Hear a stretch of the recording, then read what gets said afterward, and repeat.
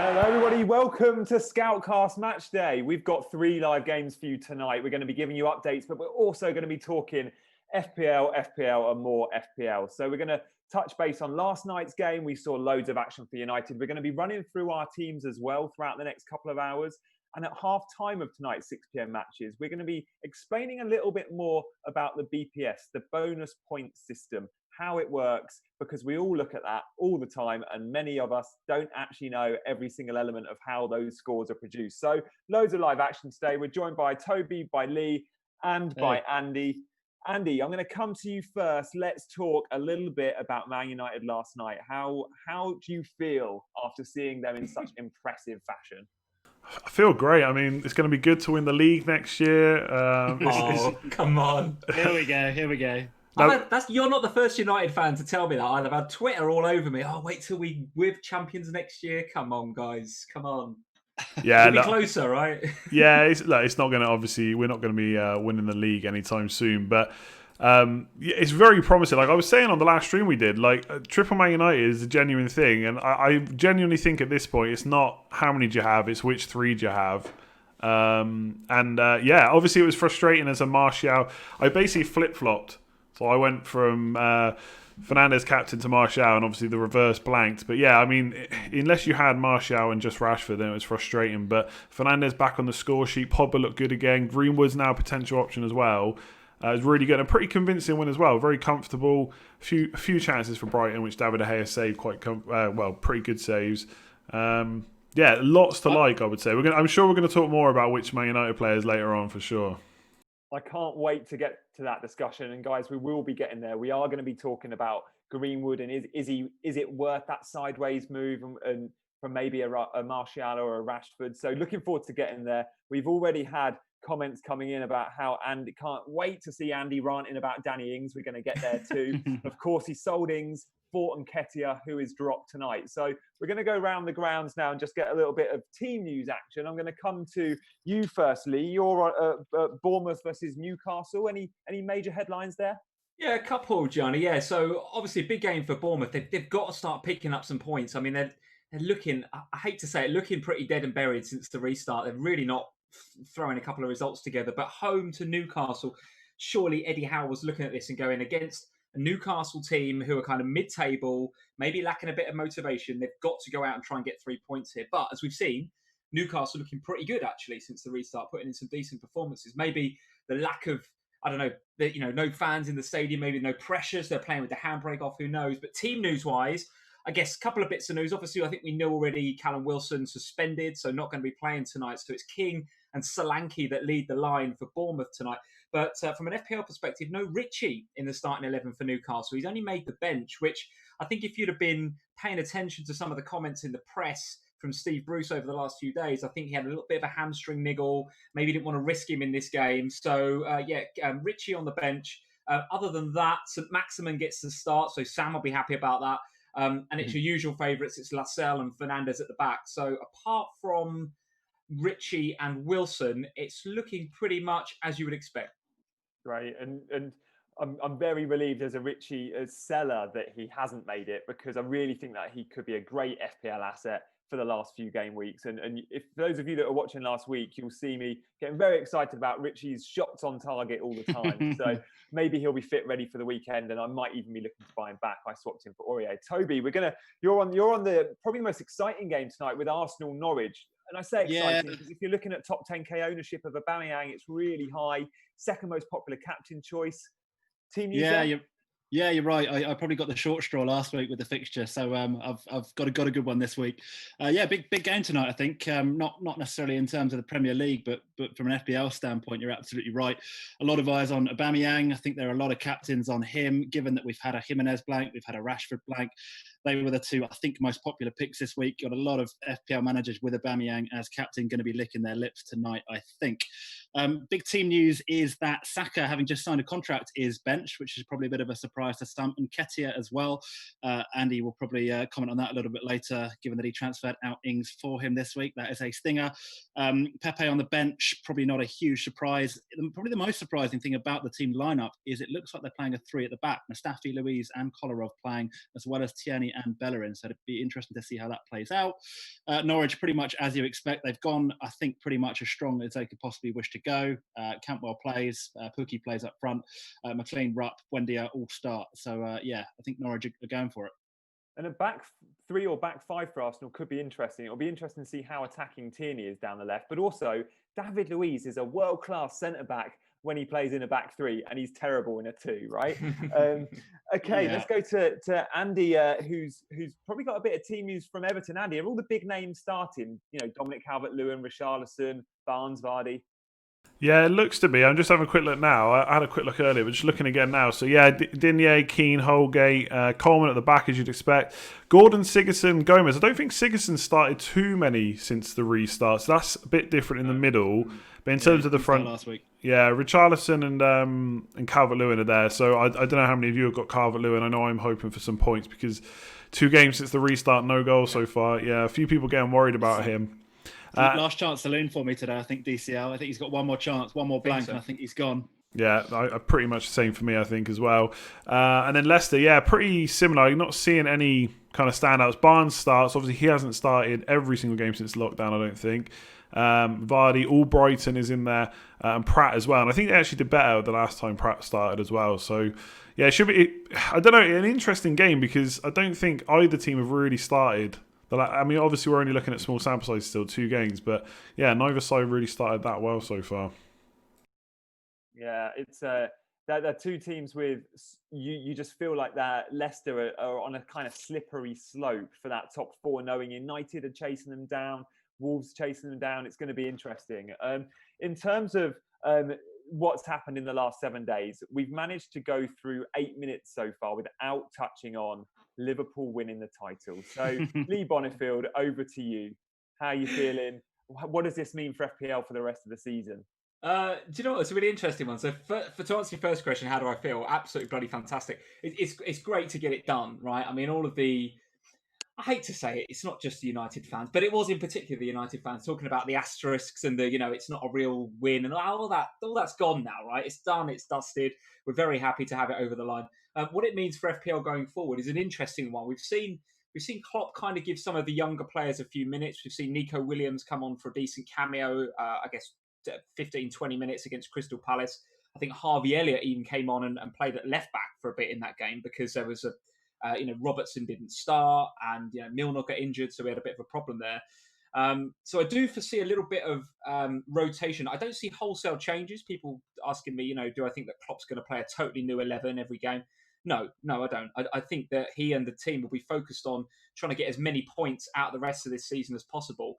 And clearly they'll want to go to Man City with a point to prove. We want to go there as champions and say, we are now back on our perch firmly. And I think he will absolutely want to win that game. What we've got to look out for, I think, as FPL managers is Trent going to, come off on, potentially sort of 60, 65 minutes with Nico Williams getting a bit of time? Probably, maybe, yeah. Are we going to see Divock Origi and Minamino and Keita getting a bit of time from the squad? Are we going to see Lallana, who probably is going to leave in the summer or might even be leaving in the summer? Is he going to get some minutes as a bit of a farewell? Yes, as well, probably. So I think if you've got big Liverpool assets, keep them, but just be a little bit wary and just accept, I think, that they're going to probably get a slightly reduced minute count. To that point, Lee, I've been mulling over potentially shifting Trent to Van Dijk for exactly the reason you just mentioned there. I think Trent, of anyone, will get rotated. I don't think Van Dijk is as likely to. How do you feel about that? It feels like a bit of a sideways move, perhaps. What do you think about that? Yeah, it could be Toby. I mean, I think you're right. I think Van Dijk is less rotatable, if that's the right phrase, than Trent. And I think at the moment, Matip has got a bit of a problem that he picked up in the first game against Everton.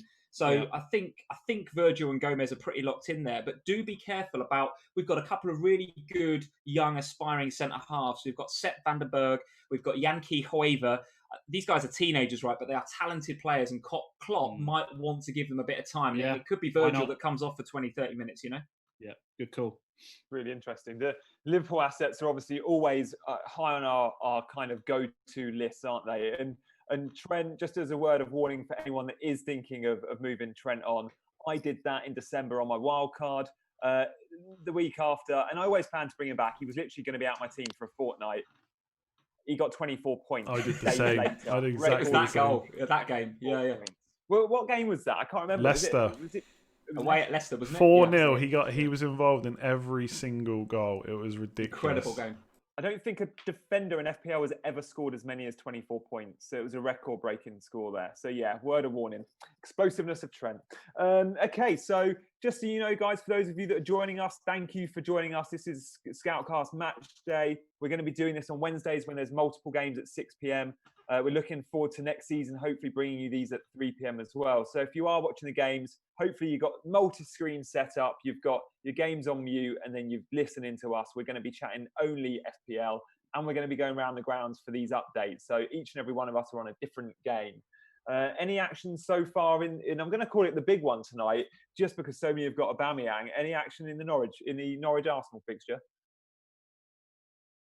Toby has muted his mic, so we've gone for the pro setup of when one's speaking, mute the mics. But I was thinking it would maybe last half an hour or so till someone speaks on mute. But we've made it 6.5 minutes. Can you hear me?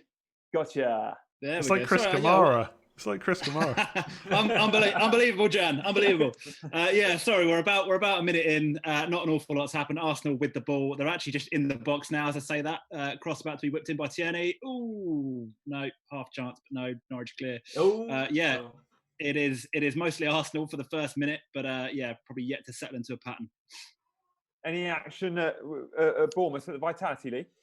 Little bit of action. Gale just the goalkeeper, so Ramsdale just getting there ahead of Gale. If Gale had got a toe on it and maybe been clipped by the keeper, potentially a penalty. But no, it was well fielded by Ramsdale. We're only about 3 minutes in. I have to give a shout out to Newcastle's away kit. I can only describe it as shocking tangerine orange. It's absolutely fantastic. And to be fair, the goalkeeper Dubravka is wearing a kit that reminds me of your headphones, Toby. It's bright, shocking pink. So on that sensational.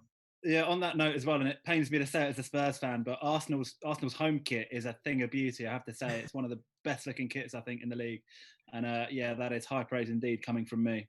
Speaking of kits, Chelsea will be wearing their new 3 kit this evening in the 8:15 p.m. kickoff. Bit gutted with that logo. It's a massive 3. How are you feeling about that, Gianni? How are you feeling about the new kit? It's not even that I dislike the logo. It's not the nicest looking logo. It's the size of it. It's massive. Yokohama tyres look slick. Before that, Samsung was really slick. And before that, Fly Emirates was brilliant. I even liked Autoglass.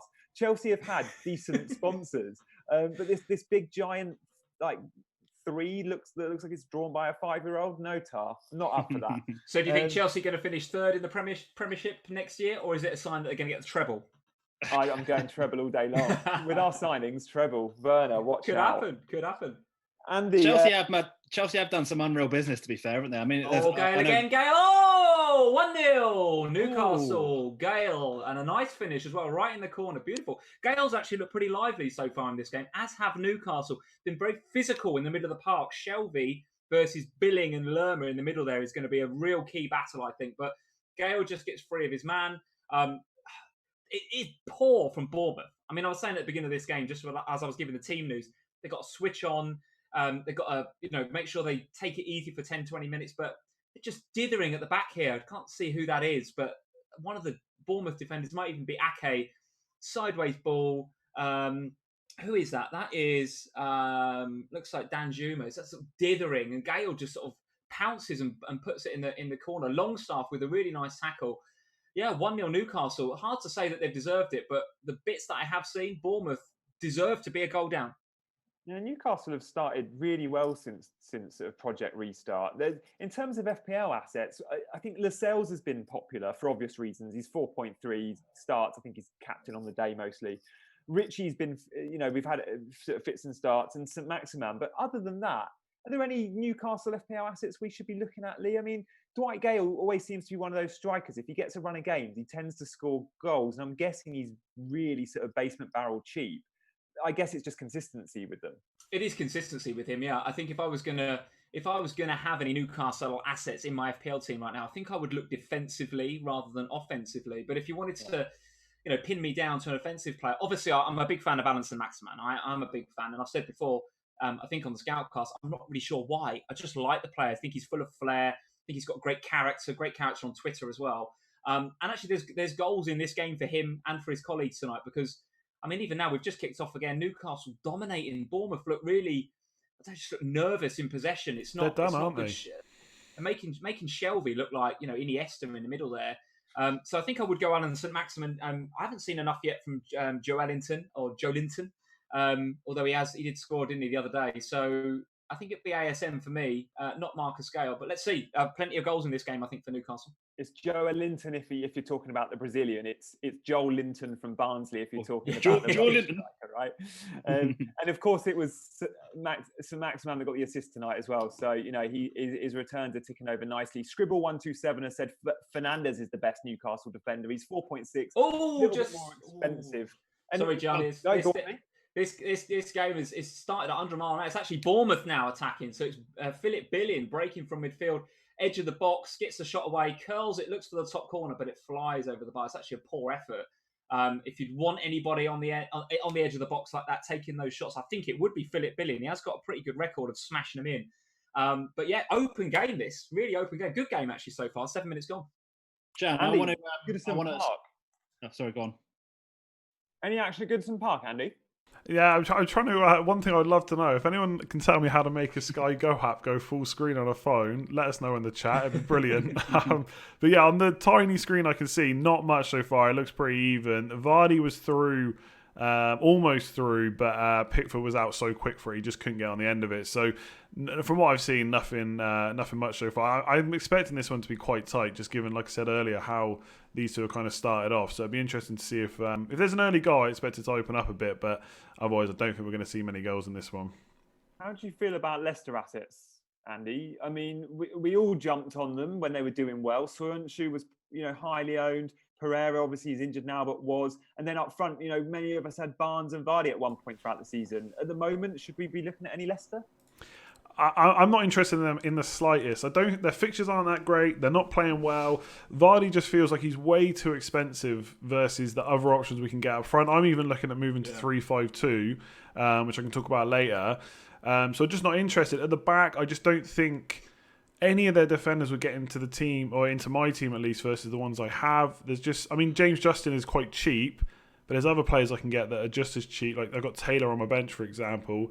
Maddison's on the bench tonight, so he's not even starting. Harvey Barnes hasn't started every game either, so that would worry me. So, yeah, Leicester, just not interested in at all, to be completely honest. Yeah, Justin's still 4.7. So yeah, Arsenal are in here. Oh, no, they're not. Sorry, yeah, Bellerin was essentially clean through one-on-one and has somehow plugged the ball straight at the defender. Bellerin through clean one-on-one? What's he doing on there? I know. It was a really good ball. Are they playing wing-backs, Tobes? Is that why Bellerin's a bit more advanced tonight? Are they playing back 5-3? Yeah, so back three, Bellerin and Tierney are really, really high up the pitch. They're kind of like Aurier territory for Spurs. I'd say Bellerin's probably the furthest forward of any of the Arsenal players at the moment. But yeah, really good chance actually, and poor decision making from Bellerin. He tried to cut it back and actually probably should have gone for goal. But yeah, danger over. Hopes, keep an eye on Aubameyang Lacazette, because in the back three with wing backs, does that mean Aubameyang finally is playing kind of down the middle? Is he playing off Lacazette, or is he still wide in what is a front three, or is it front two? Wow, I think there's been a goal at Everton. It's Richarlison. Yeah, I'm seeing the same, but I haven't seen the goal yet. I'm behind. I'm going to go to you, Andy, to run us through. I'm literally about to watch it, I think. Sigurdsson's dummied the free kick. It's coming to the box. I could be miles behind here, so we'll wait and see. I could be looking for another 5 minutes until we see a goal. Yeah, balls up. Andy's internet strikes again. Oh, honestly, it's ruthless. I was supposed to have a good game tonight, and I haven't had a goal. This is not fair. Well, I did just say as well, if they score, it could open up. Yeah, I think that's what I'm seeing as well. I haven't seen the actual goal yet, unfortunately. I've just seen a replay of the goal, and it's Gordon running down the left, number 42. This is the young kid Ancelotti's put a lot of trust in the last few games. Does really well, beats his man, gets to the byline, whips it in, and from sort of 8 yards out, Richarlison's got a bit of a tap in, but still a bit of work to do. Yeah, Leicester. That's a nice goal. Yeah, I've just seen it there. Finally, that is a really nice cross, and then Richarlison just gets to it first. Decent goal there. The game should open up now, I'd imagine. Yeah, Tobes, we were touching base on the Arsenal formation. Aubameyang's in it. Aubameyang's had a shot saved by Krul. Good save. Good height for him. But yeah, Aubameyang cutting in from the left. To answer your question from earlier, Jan, to me it looks like a 3-4-3 Arsenal are playing. Aubameyang is kind of wide out on the left there. You've got Lacazette through the middle and Reece Nelson playing out on the right. But yeah, it's a really difficult one for Aubameyang for me personally. Tonight kind of feels like a bit of a trial for me. When you've got players like Kane potentially coming back into a little bit of form, I'm kind of wondering, is Aubameyang the better option? Is Kane the better option? Aubameyang isn't playing through the centre and hasn't been for a lot of the season. It's a hell of a lot of money. Arsenal aren't scoring a huge amount of goals. If Aubameyang blanks tonight, out on the left, he's got a good chance. I mean, I don't know. It's a really. You can have Greenwood, Toby. It's not Greenwood and 7 million. Yeah, you can. That's I mean, it's something I'm looking at. To be honest with you, I'm looking at that sideways move, Rashford to Greenwood, and that frees up the cash to go DCL to carry Kane. I think Gianni made the point earlier. Kane's on a bit of an audition for me as well tomorrow against Sheffield United. He looked good against West Ham. He looked much more central, wasn't dropping as deep. If Kane fires tomorrow and Aubameyang blanks tonight, I think that could be a decision made for me. Yeah, it's spending 11, 12 million on a forward. You just need returns every single week. And with Aubameyang, we're just not getting that at the moment. But, are we getting that elsewhere? You could argue that earlier in the season, in the past, we've been able to bank it on Aguero, but, not really this season because of rotation. Kane's had patches where he's not been producing. So the value this season has been in the likes of, Jimenez, 8 million, Rashford around the similar sort of mark, at times Vardy. But then there's been great value sort of lower end, Ings and DCL as well. Really keen to see how Dominic Calvert-Lewin plays tonight, because I think Andy and Tobes, you've said he's in your teams. Lee, is he in your team, Dominic Calvert-Lewin? He is right now, yeah. But he's probably on trial for all of us then. Well, he is a little bit, yeah. I mean, you just said it. There's so much value elsewhere, and of course they go to, I think is it Spurs away next?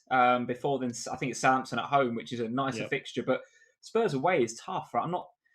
Calvert-Lewin is one of those players who, before the break, was showing so much form, and he had the momentum, and everything was going his way. A bit like sort of Sarr and some other players that I could probably mention.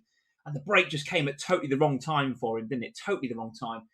You sort of wonder, don't you, if Ancelotti's honeymoon period is perhaps kind of that again. It's not come at a great time for him having the break, but that little lift you get with the new manager, and Ancelotti did a really great job just before the break. Oh, possible kind of penalty, guys, at Goodison. It's Everton are 1-0 up, of course, against Leicester. The ball comes into the area. Michael Keane and Calvert-Lewin go for it, and in and amongst them is Wilfred Ndidi, 6-7 yards out. His hand is in the air. He's using his hand to jump, as we all do when we jump in the air. But it looks like it may have touched his hand before Michael Keane's head. They're checking VAR for a penalty here. It does touch his hand. Who even takes penalty? Is it Sigurdsson that takes him for that? Sigurdsson's on the pitch, isn't he? Baines isn't on the pitch because I think years gone by it's been Baines. Come on, Dominic. Give it to Dominic. I'll take anything at this point. Digne must be able to hit a pen. Luca Digne must be able to don't throw that name in there, Toby. Come on. Got the assist last week as well, Digne. He did. Yeah, I know there's new rules. Are taking their time on this. I know there's new rules and stuff, but that would be harsh. Like, I'm just looking at it there. I know you shouldn't really jump with your arms these days. I don't know. He has jumped with his arm. I think that is going to be given. I think it's going to be given. Alan Shearer always used to say it's impossible to jump without him. And Shearer, who's only at 6 foot, was amazing in the air. He used to win everything. But indeed, it clearly strikes Ndidi's hand. There's a close up on Ndidi's face, and he does look. He looks guilty. He looks like he's going to be found out here. Of course, it's accidental, but just while that's happening, Everton potentially 2-0 up then against Leicester. What are we saying about Leicester? I mean, what a fall from grace that would be. I mean, they had third zone up, right? We're coming back from the break thinking they just need a couple of wins and they consolidate, but they cannot get the penalty's been given. Sigurdsson as well. It does feel like Rodgers has been overachieving with Leicester. I know Leicester have been amazing over the last couple of years. They obviously won the league, but it does just feel with that lingering sense that Rodgers is doing more than he should be with the team that he's got. I don't know if you guys agree. Could be right. Yeah, could be right. The pen, of course, has been given. So indeed, has been given. Oof. Yeah, indeed, he's sort of hands on hips at the moment. I don't think there's going to be a yellow card or anything. But yeah. Penalty given, so I think it's going to be Siggy. Richarlison is sniffing around the kind of ball and the ref. I'd love DCL to get the ball, but it's not going to be. Just keeping an eye on it. We're only 15 minutes in, so as Lee said, Everton won Leicester 0. Who's on the assist? Who chipped the ball in? Ooh, good. I think it might have been Dean. It was a free I'm kick. not sure that one will be given. I don't think it's because there was one like that for McNeil when I had him on the bench boost, and he crossed it in, but it wasn't like kind of aggressive. Slots it down the middle. Schmeichel dives to his left. Sigurdsson rolls the ball low into the middle of the goal. Literally trickles in. Not the Panenka chip, just a side foot slither into the middle. Love that. Sorry, Andy. Go back to you. Yeah, sorry. I was just saying. My guess from like what I've seen is that won't be an assist won't be given because I think like unless it's like almost point blank where they kick it at him. Like, if you float in a free kick and he jumps like that, I just don't think it's going to be given. As an assist, that is. So we'll have to wait and see, but I'm not convinced that we'll see an assist for that one. It's similar to the Dwight McNeil one, though, Andy. You say wasn't given, and I remember that well. I remember it well as well because I wanted 17 points and I only got 14 from him. It was really frustrating. But yeah, no, it's a similar thing. We'll see in a sec whether the assist given. We might get like a TBC on Twitter, but I don't think that'll be given. Guys, we've been asked by Martin Boyle. We've all got Dominic Calvert-Lewin, so I'm going to go to everyone. If you can give me a quick answer on who are you going to swap DCL with, if at all you're going to get him out. If he's close, who you're looking at, Lee? To be honest, I haven't put much thought into it. I'm looking at my transfers for next week, and I'm thinking I need to do something about Ismail Assar, and I'm also thinking I might like to do something with the Manchester United defence. So I must admit, DCL isn't. He's on my hit list, but I wouldn't say he's first there. So I don't know. Go to the other guys because I haven't put a lot of thought into it, Gianni, to be honest. Tobes? Yeah, on the contrary, I have put quite a lot of thought into it, especially after last night's game. I think my move is going to be: I've got 2 free transfers in the bag. I've got enough money, almost exactly, to do DCL to Kane and to do Rashford to Greenwood, and that to me feels like a good move. One of the reasons I'm kind of excited about Kane is, and I've seen the term floating around Twitter a little bit, it's this idea of like a luxury differential. It's someone who on paper should be scoring 25, 30 goals a season and still, I think, in my opinion, has the ability to do so. But actually he's only, I think, about 10% owned. And so he's one of those players that if he goes a little bit crazy towards the end of the year, he could be a real great shout, I think. And it's very difficult for other people to get him in given his price point. I like the Kane shout, to be honest. I really do. It's a very small sample size of games we've seen him since he's been back. But against West Ham, I think there was small glimpses of him not being back to his best, but being back to what he can do. Like the sprint to get out for the counter-attack. I can't remember last time I saw him move so fast. I said this to Gianni the other day, literally. So in the goal he scored, it was about a dying embers of the game. And he got away from 2 defenders carrying the ball. And I've not seen Harry Kane do that for a long time, especially when you're coming back from a bad hammy. That's always a bit of a concern. But yeah, he did that, and he's not done that for a long time. That's what can happen, guys, when you don't move for 89 minutes. On the 90th minute, you can actually put a sprint in.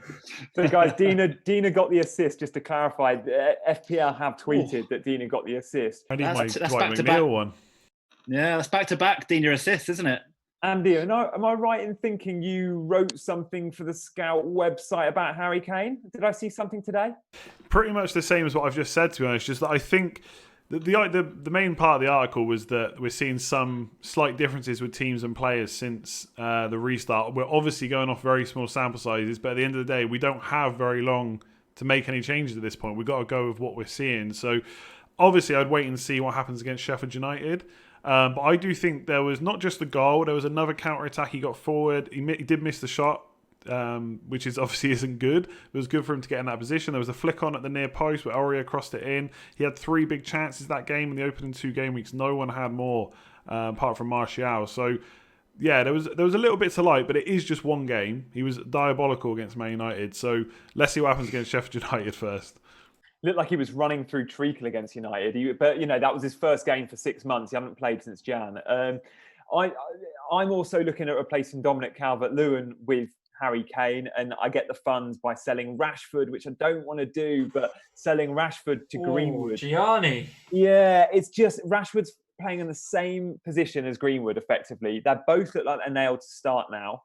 And one's 4.3 and the other's 9 million-ish. So to save almost £5 million, it allows me to upgrade DCL to Kane. So it's the same move as Toby. And I just add, I have proof in my WhatsApp voice notes that it was my call to make that move before Tobes went on it. And I actually tweeted last night that I was looking at Greenwood before he scored, because someone commented about me chasing last game week's points, which I thought was a really cool. Oh, no, he's not. No, he's not. Would you not... Sorry, go on. Sorry, guys. Opportunity there for Solanke coming from a David Brooks. Goodness me. Oh, Free sorry. kick from the edge of the box, but Solanke squandered it. Go on, Tobes.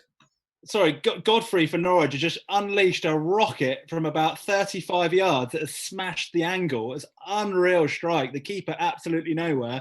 Looked like it was destined for the top corner, and it's just clipped the angle, smashed the angle, and got out for a goal kick. But out of absolutely nothing, it would have been an unbelievable goal. But yeah, it remains 0-0. Guys, Dominic Calvert-Lewin at Everton 2, Leicester 0. He's through on goal.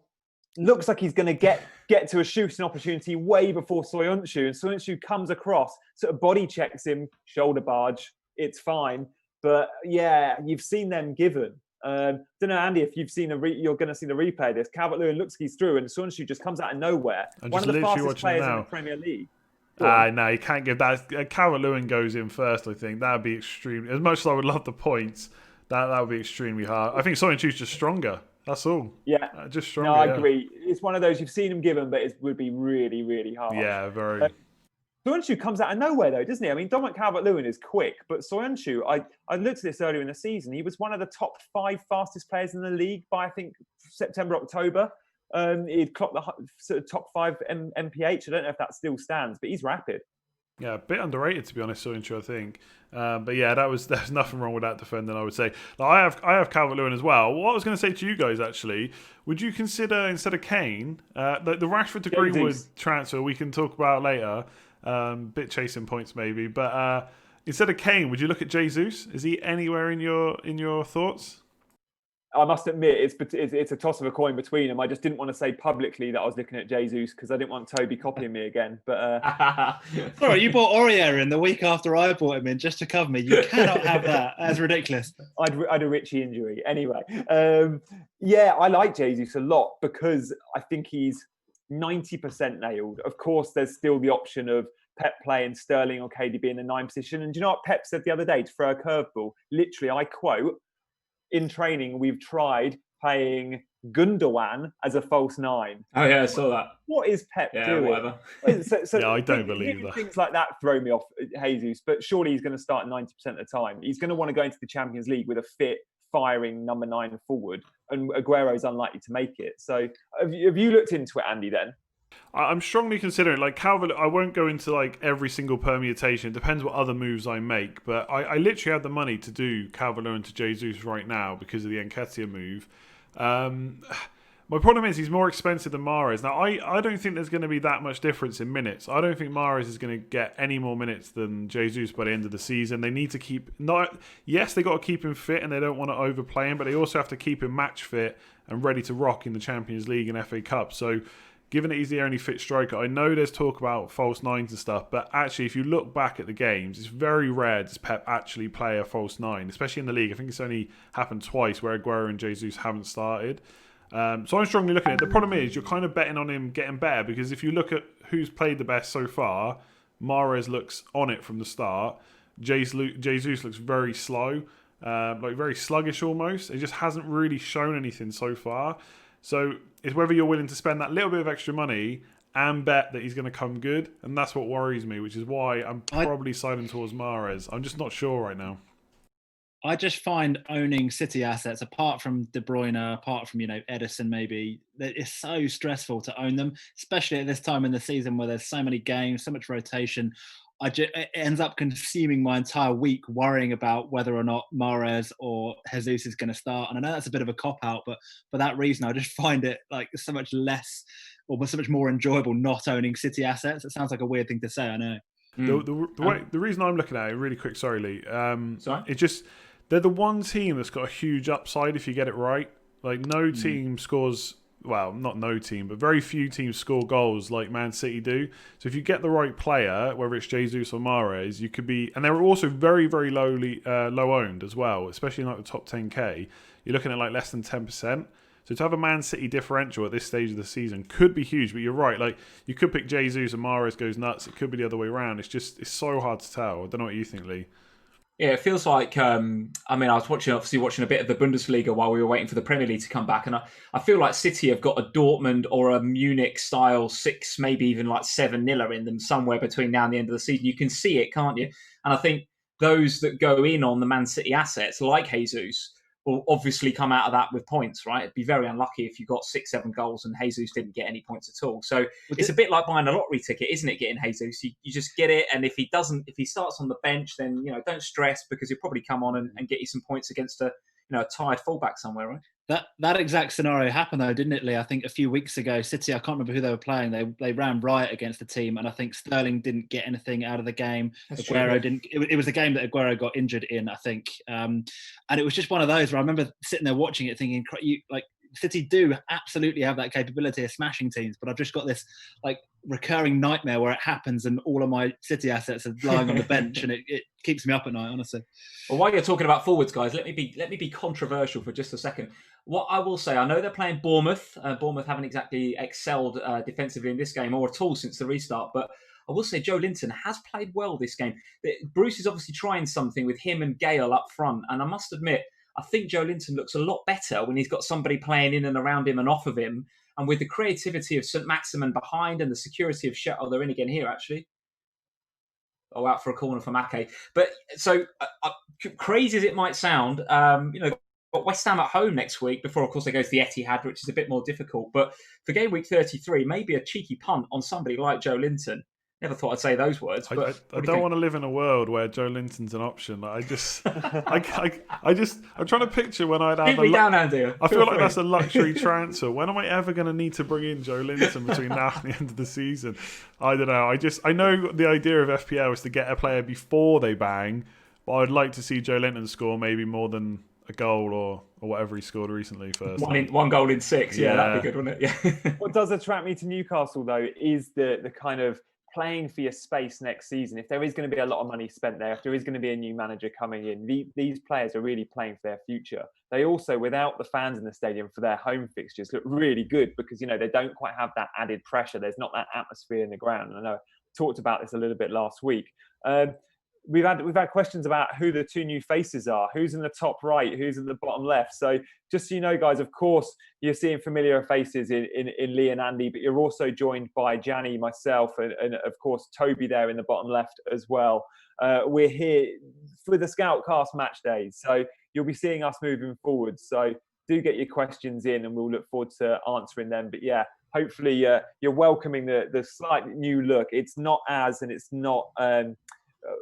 someone comment saying, Luke, is that as or I can't remember.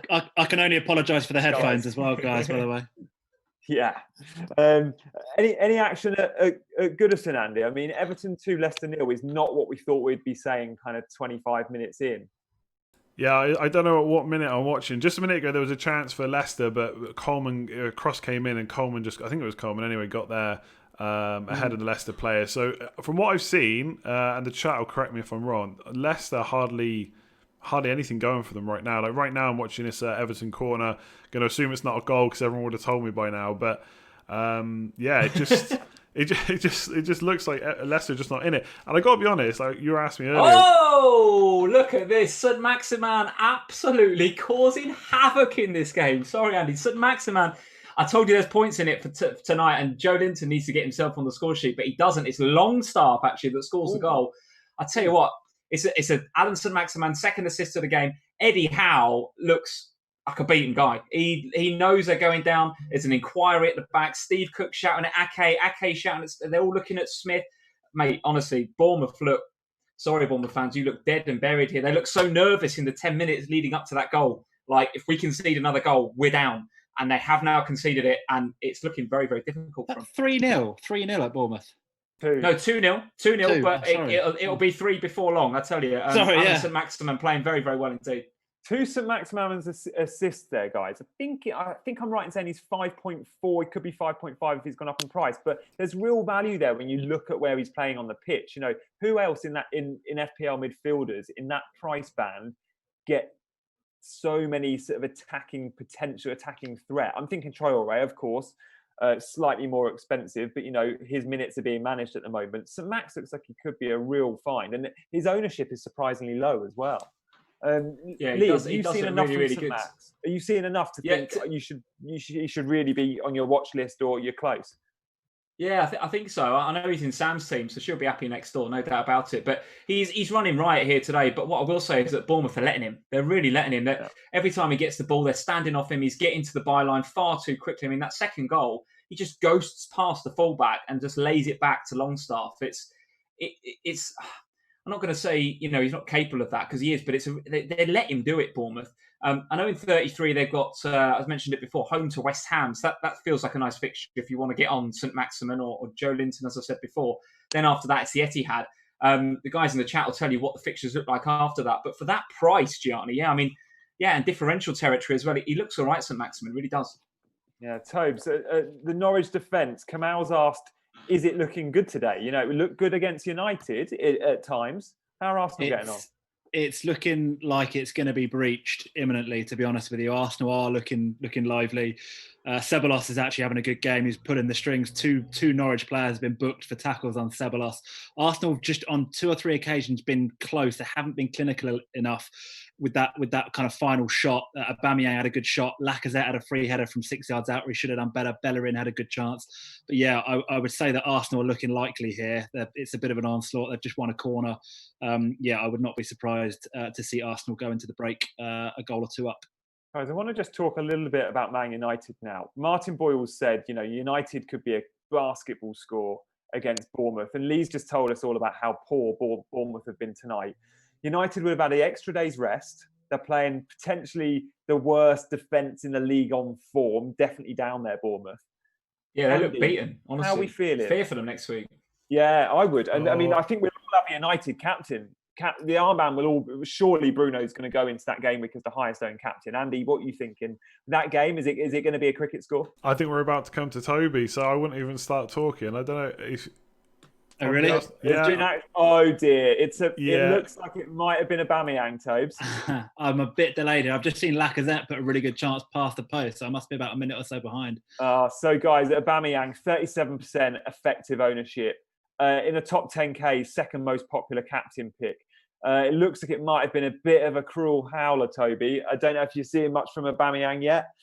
It's probably imminent. Krul's got the ball now. Oh, it's a howler. Oh, my God, it's horrible. Yeah, Krul got all the time in the world just to play the ball out to his left back, and he just dawdles on the ball and fires it straight at Aubameyang.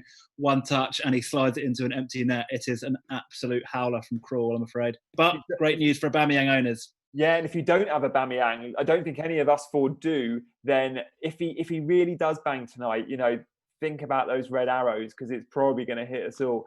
As I said, 37% effective ownership then Aubameyang. Of course, he's not scored since Project Restart. Arsenal aren't scoring many. But now so they've got... Is it really bad, Toby? He tries to Cruyff turn him and completely messes it up. I've just seen it here on my iPad. I'm sick of goalkeepers giving away points this weekend. Honestly, absolutely ridiculous. He goes for the little drag back Cruyff and completely messes it up. The frustrating thing was he was really good in the FA Cup. He's basically what sent it to extra time. We had so many chances. Yeah, I feel like, I don't know about you, Andy, but I feel like Tim Krul, if ever a keeper is allowed a howler, Tim Krul is this game week because he's been so good for Norwich recently, hasn't he? Yeah, like I say, in the FA Cup, he put in so many good saves. Like that game should have been kind of out of the way, like way before 90 minutes. Like, not saying it was like a 5 or 6-0, but we should have had a couple more goals. He was just so good, especially towards the end, 90 minutes. Absolutely on fire. I think I even said to my missus that he's just looking like Superman right now, just saving everything. And yeah, to hear him do that, especially after like Foster throwing the ball to Ings and who was it who tried to throw the ball to Jota? Nyland tried to throw it to Jota. There's like a lot of goalkeeper howlers in the league this week.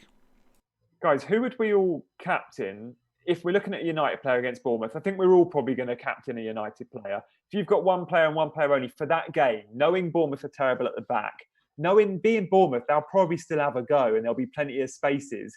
Should we be looking at a Rashford or Martial captain over a Bruno captaincy, knowing it's going to be could be quite an open game? I don't know. What are your thoughts on that, Lee?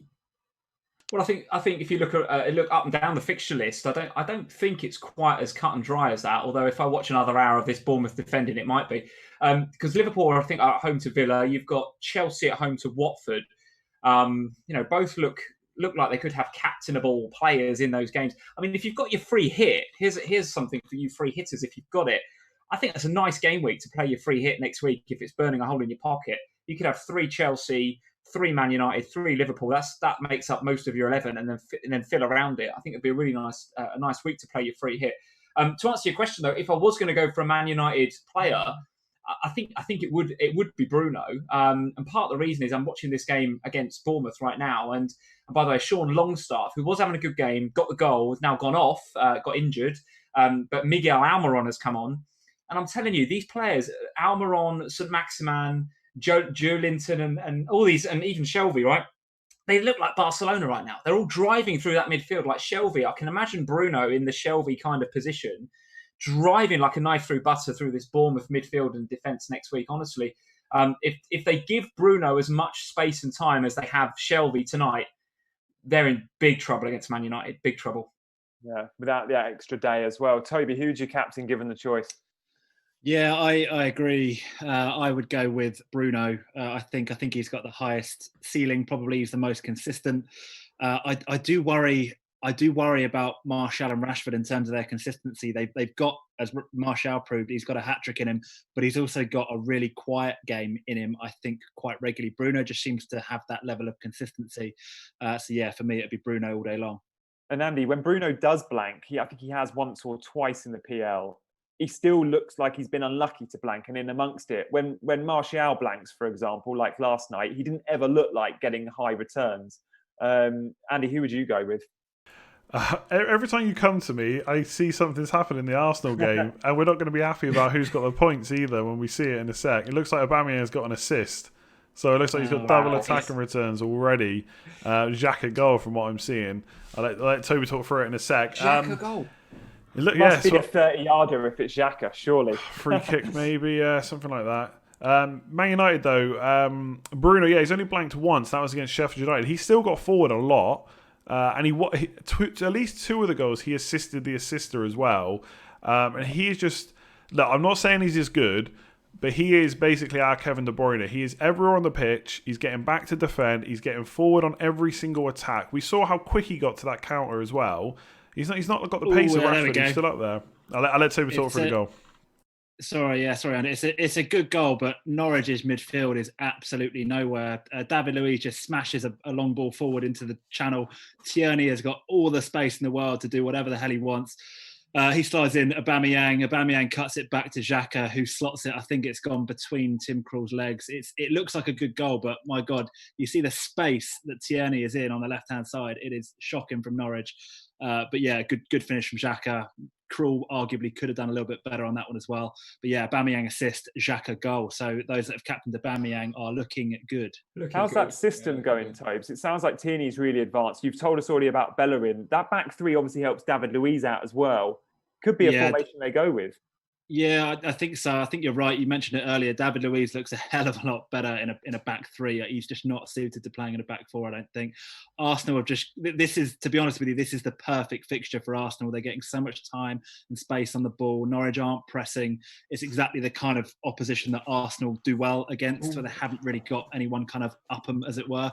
But yeah, this could be a silly score. I think if Arsenal get another one before the break, which they're looking likely to, you fear for Norwich a little bit here.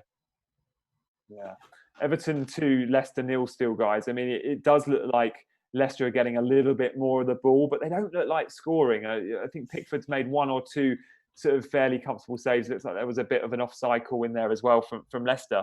But Everton look really comfortable. And if I was Leicester, I'd be really worried about top 4. And Lee, I know you spoke a little bit about that earlier. Lee, in terms of top 4, Chelsea, Wolves, United all look like they could become good bets, certainly for the top 5. Because of that, they've got so much to play for. Should we be looking at FPL assets from Chelsea, United and Wolves for that reason, in terms of so much to play for? We should, Gianni. I'm going to answer your question in 1 second. Bournemouth have got a free kick, edge of the D. King fouled by Fernandez. Looks like it's King who's going to step up.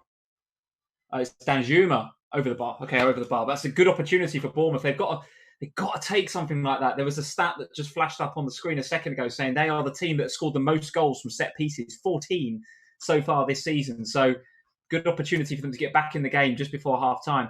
But to answer your question about the race for fourth and those teams? Yes, absolutely. Because not only are those teams got something to play for and are motivated, but they've got the form as well. And a lot of the time they've got the fixtures. So Chelsea, motivated, got the form, got the fixtures. Wolves, ditto, right? So I think those are absolutely teams that I'm going to be looking, maybe not for the treble up, although I am on Wolves right now. I have Jimenez and I have double defence in Patricio and Doherty, which I'm very happy with. But I have no Chelsea players right now, and that's a concern for me. I think I want to get in on that. And for me, one of the reasons I haven't put too much thought into the Dominic Calvert-Lewin transfer that you guys discussed before is because my mind is kind of set that I want to get Pulisic in for Sarr this game week.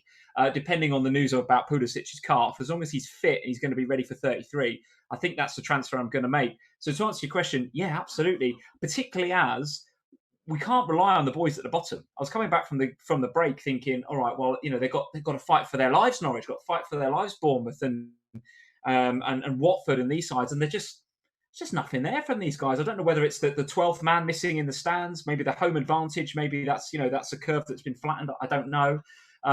But really, really look off of it. So, yeah, as FPL managers, we've got to be looking at the top 4 or 5.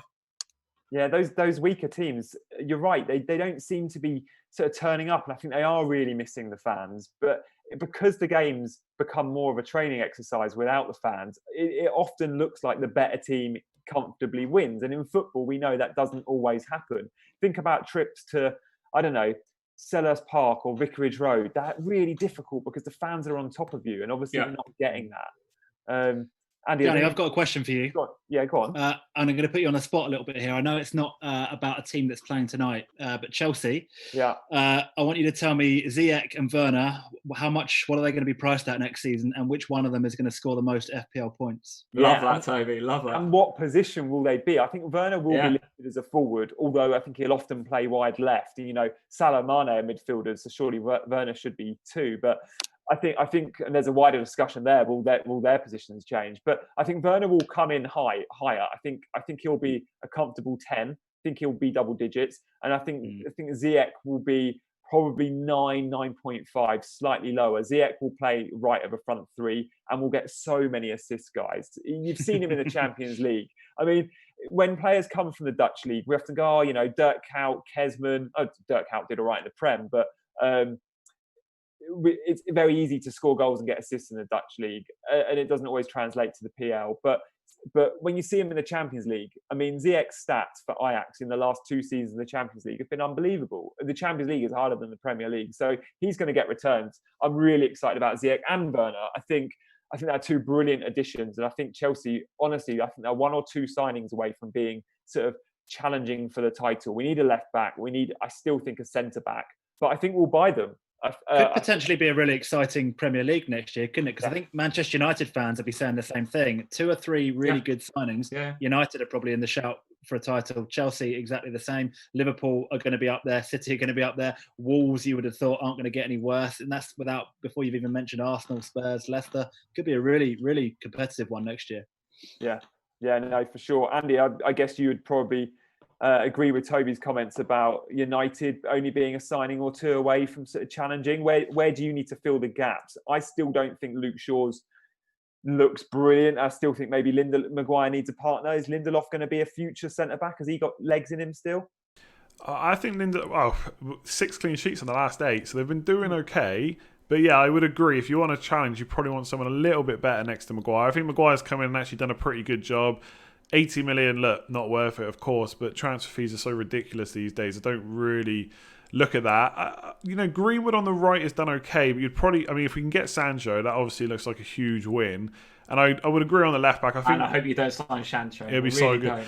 The only problem at Anfield, I really would.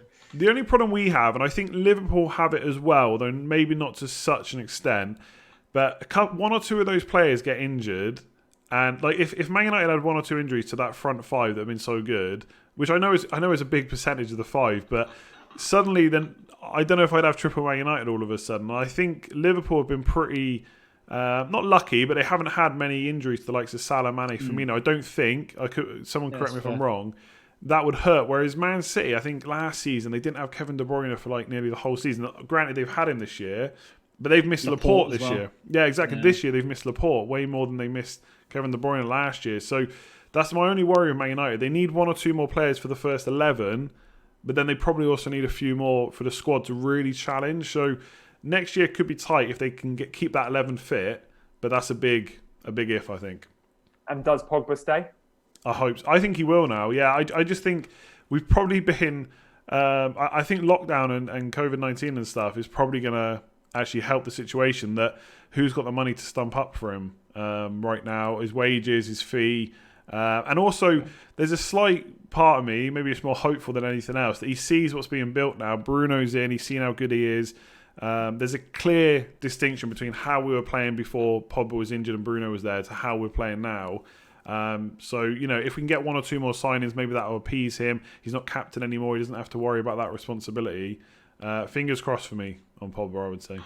Andy, is that not frustrating for you as a United fan, though, for Pogba to come in when the times are good and Bruno's come in and you start playing some decent football?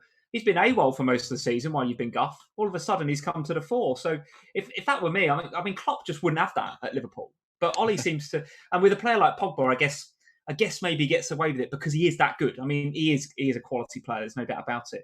So, but surely that's got to be frustrating, isn't it, as a United fan? It's so hard to judge because he has been out for so long this year. We hear that he's going to be back and then he's not. We don't really know why. So you kind of think something's going on behind the scenes. But any time you hear from a player, they are so happy that Paul Pogba's at the club, that he's in the background, he's in the changing room because he's such a good just person to have around. So it's really hard to tell from what you see in the media and you see fans talking about versus what the player... And don't get me wrong, the players aren't going to come out and absolutely, give him one and say, oh, he's awful and stuff like this. But I don't think we'd see as much praise for him if that wasn't the case. So it's a bit frustrating if he did kind of fake these injuries a bit more than they were, which we'll probably never find out. But it's just hard. Like, he is one of the best midfielders in the world, so it's hard to kind of want him out of your club, if you know what I mean. Even though I probably should. But yeah, no, he's just too good. And yeah, I'm not as frustrated as a lot of other people, I would say. Just happy to have him back, to be completely honest. Tobes, Uzanar's there at the Emirates? Yeah, sorry, Rupp, actually. So it's been all Arsenal, really, this first half, apart from the shot that hit the bar. Rupp just had a free kick from about 25 yards. Looked like it was heading straight in the top corner. Martinez has made a really, really good save, actually, diving to his top left. Good news for those that have got Martinez, who I believe, Gianni, you are one of. That's his first save of the game.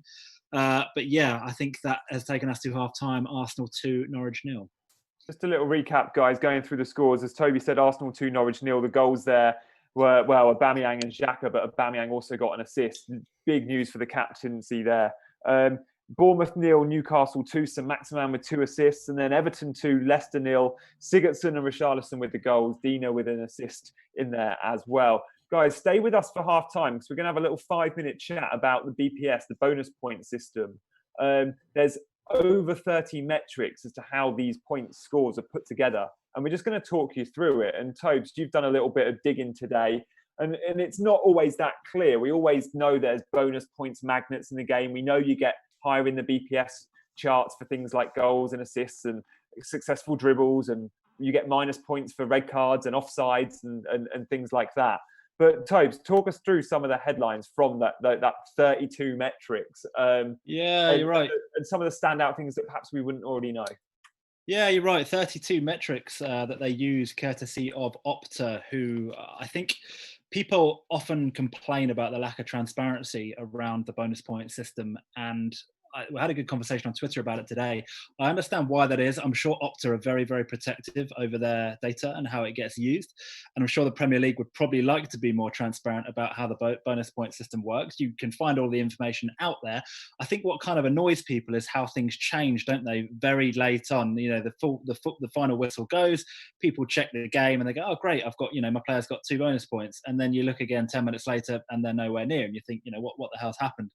But yeah, you're right. There are 32 metrics which contribute to it. And I think what a lot of people don't know is that actually it differs by position. So the game is all about goals. Forwards actually get a hell of a lot more bonus points for scoring a goal than a midfielder does, and even then less for defenders.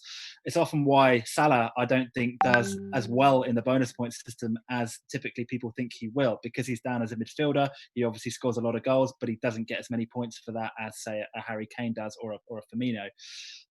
It's a difficult one as well with Salah as well. Things like missing big chances, they they get you minus points in the bonus point system. And Salah is probably quite profligate. He does miss a lot of big chances. He obviously scores a lot. Someone like Mane may be a little bit more clinical, why he perhaps does a little bit better in the bonus point system.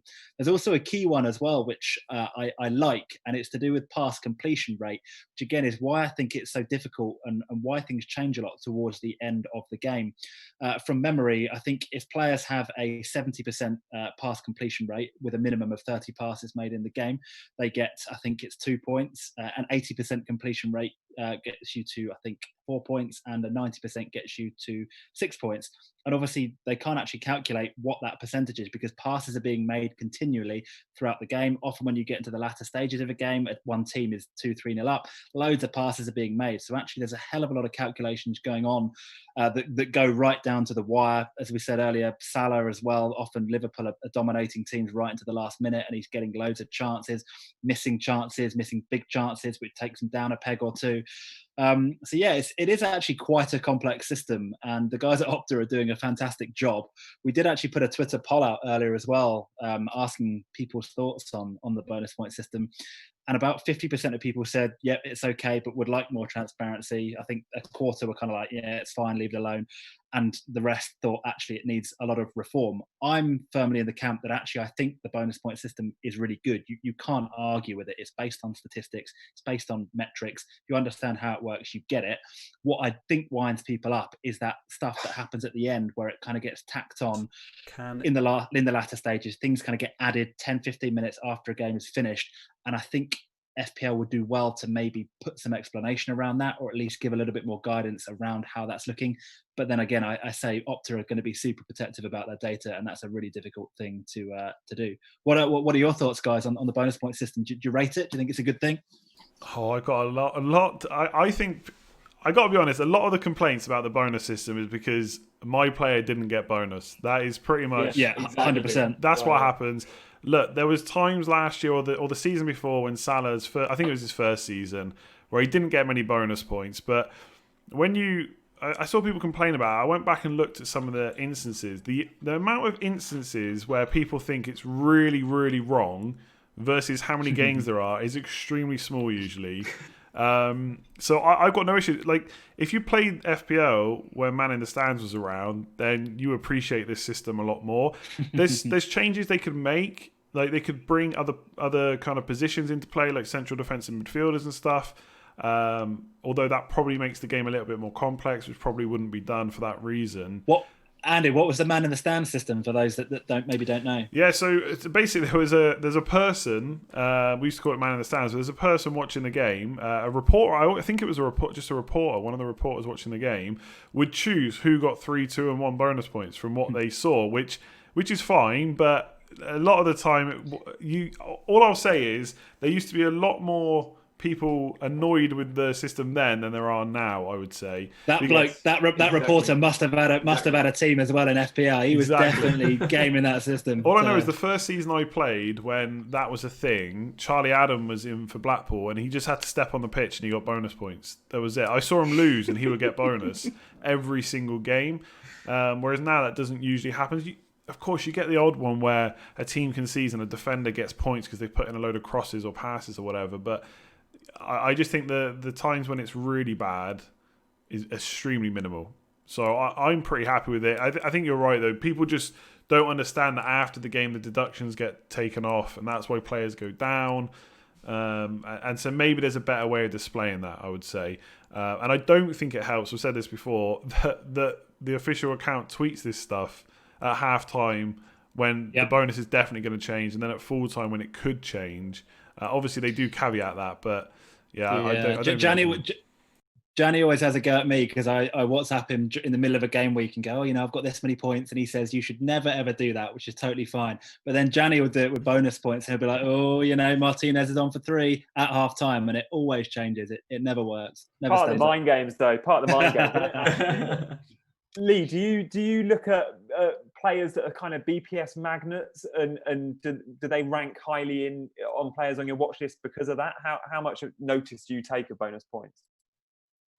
Well, first and foremost, I totally agree with what Andy said. I think the BPS system is way better than it was before. I mean, Andy's spot on. We have the odd grumble now and again, but when it was man in the stand, it was a nightmare. It's just subjectively some guy's opinion rather than actually having a bit of science behind it. Now, we might not always agree with the science and how they calculate it, but there's facts and science and statistics. So I'm absolutely cool with that.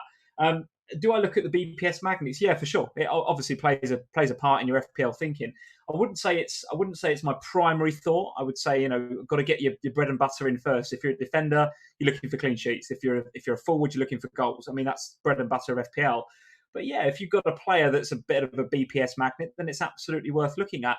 I think what's also interesting is those players that aren't BPS magnets as well. I can't think of any off the top of my head other than Salah right now, and that's a bad example because you're not going to not pick Salah on the basis that he doesn't get bonus points. But that's a good point, Andy. Yeah, Martial's pretty similar, right? You have these players that they get goals, but then mysteriously they're not on the sort of the league table for BPS at the end of the game. So that tends to influence my thinking a bit as well. So to answer your question, it's not my first thought, but yes, it does play into your thinking, I think, as an FPL manager. I think a key thing there, actually, mentioned it first of all, Martial obviously suffers from the fact that he's listed as a midfielder. So I think you get 24 points in the bonus point system as a forward if you score a goal. And I think it's like 16 or 18 maybe as a midfielder. So again, Martial probably suffers from the fact he is listed as a midfielder, as does Salah, as does Mane. But then, it swings and roundabouts, isn't it? Because you suffer in the BPS, but then he obviously gets the extra point for a goal. Yeah, very true. He gets the clean sheet point. So one really quick thing that I see get brought up quite a lot as well is, which I don't know which side of the fence I'm on, is the losing points for shots off target. Because a lot of people will say that's penalising attacking play, which I would agree with. I wouldn't strongly disagree with that. But then sometimes you get these players, and I can't really think of one that's done it recently, but just take pop shots from anywhere, and how you just think the chance of you scoring a 25-yard goal is not very likely. So how is that helping the team? So in that point, they're getting deducted, and I think that's fair enough. So that's one of the tricky ones, which I don't know whether that could be changed. But I do see that one brought up quite a lot, that shots off target is penalising attacking play. And if there's a couple of shots off target in the box, I can kind of see that. It does feel a little bit harsh maybe. So that's maybe one thing they could change. One thing I often see is kind of, certainly on social media, it's, but he got man of the match and he's not 3 bonus points because BT Sport or Sky gave him man of the match. Just remember, guys, the bonus points, as Toby said, is purely done on Opta stats. Man of the match is usually awarded by whoever's the co-commentator on the night. So man in the stands again, right? It's man in the stands. Yeah. And do you want a Steve McManaman or a Gary Neville's opinion? Well, yeah, maybe it's nice for an opinion, but it certainly doesn't necessarily hold up to the stat heavy. I think also I think also it's really easy as a fan and watching football to look at goals and look at assists and to kind of generally go, they had a good game. But actually, if you think about it, how often do you look at a defender or a midfielder and go, how many blocks did he make today? How many interceptions? How many clearances did they make? What's their pass completion rate? All of those kind of things are things that you probably subconsciously don't actually pay that much attention to. You are more focused on, he got an assist today, he got a goal. Yeah. Why isn't he in the bonus point system? It's much easier, I think, to just subconsciously feel that way about it. That happens a lot in 1-0 wins as well. If the defender gets the points and the person that scored, like if it's a striker, for example, that scores the one goal, people get very frustrated when the defender gets the points, even though the defender's done their job, no goals conceded, the forward's done their job, 1 goal. So they've both got 1 return. One's a clean sheet return, one's a goal return. So why, if the forward's had a great game, fair enough, and it's done enough to get the bonus points, then sure. But in that scenario, there's no reason why the defender should be penalised just because they're not the ones scoring the goals. So, yeah, as you can tell, I don't really have many problems with it, to be honest. Yeah, no, I'm with you, Andy, definitely. Andy, do you want to talk us through your team? We've got a little bit of time before the second halves kick off. We're obviously going to be touching base on the games, and we're here to bring you kind of coverage and updates from an FPL perspective of 3 live games that are on at the moment. But we'll also talk through our teams. Andy, if you want to start with kind of who you're thinking of bringing in and what you've done in the last week or two and how things are going for you. Yeah, so I've got it on screen now. Obviously, this was taken before the game started. I've got Calvert-Lewin playing right now. I just quickly rant about my transfer. So it was stupid, I fully deserved this, to be honest, because I didn't need to make this transfer this week. I needed some money next week maybe, but I made the move early. So I went Danny Ings to Nketiah, thinking Nketiah probably going to get rested in the FA Cup and he'll definitely start against Norwich. Instead, he gets rotated twice. I just knew it was going to happen. As soon as I took him out, I was already annoyed that I had Ben Foster, so I knew Ings was going to score against him. And not only that, Ben Foster just gave him the ball as well, so that just made it even better. So that's really frustrated me. And not only that, I've got Charlie Taylor sitting on my bench who's not going to come on because Nketiah will Same. Yeah, Nketiah will definitely come on for a 1-point cameo. So that's frustrating. The week as a whole, 3 Man United. I've got the Man United captaincy wrong for the second week in a row. Last week I had Captain Fernandez. Martial got 21 points. This week I captain Martial. Fernandez got 15 points. So this week's not going very well. In terms of transfers, I've got 4.2 million in the bank, like I said. So there's a few ways I can play this. I can do Hayden to Mahrez. And then I'd be basically benching Nketiah. Calvert-Lewin and Jimenez would be up front. Not sure how long I want to hold Calvert-Lewin for. But it would give me a midfield 5 of De Bruyne, Mahrez, Salah, Martial and Fernandez, which is pretty nice. Or I can do Calvert-Lewin straight to Jesus. But then I've got to play Taylor or Nketiah every week. And I'm not so sure about that. So, yeah, that's kind of what I'm looking at right now. Basically, my plan is to get a Man City player because of what I said earlier. I know there's a chance of rotation, but there's also a chance of some really nice points. And to be honest, the only other midfielder I don't own, or the only two that I'd probably look at is Son, but I'd really need to see something against Sheffield United. Or Pulisic, and that's going to depend on kind of injuries and stuff. So I've toyed with changing my Man United players around a little bit, getting rid of Maguire and maybe going 3 attackers, but it's probably just going to take too many transfers to do, to be honest. So yeah, that's me. You still got your free hit, Andy? No, I used that to bad effect in Gameweek 30, where my team scored less than my my lockdown team would have scored. So, yeah, I'm out of chips completely. Sorry, go for us, Lee. Just kicked off again at the Vitality.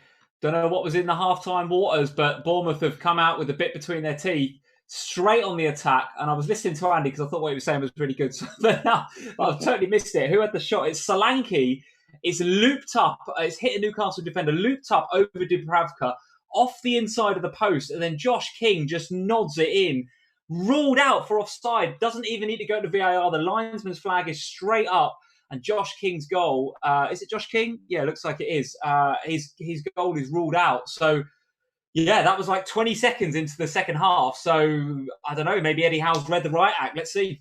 There's a lot of Newcastle owners out there with the Newcastle defence, a lot of FPL managers with either Lascelles or Fernandez. So you'll be really hoping you get the clean sheet, or even Dubravka's quite highly owned. So Lee, do keep us up to date if Bournemouth get a sniff. For those of you that haven't got Newcastle defenders, we'll be cheering on Bournemouth because think of overall rank, as we always do.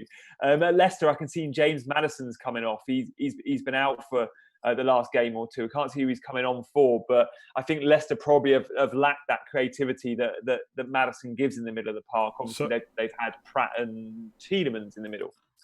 Yeah, sorry, I was actually just going to say, because I was watching towards the end of the match, like from what I could see from the bits I was watching, a lot of crosses which Everton dealt with really well. And then a stat came up actually in the first half that Everton have tried 1 open play cross.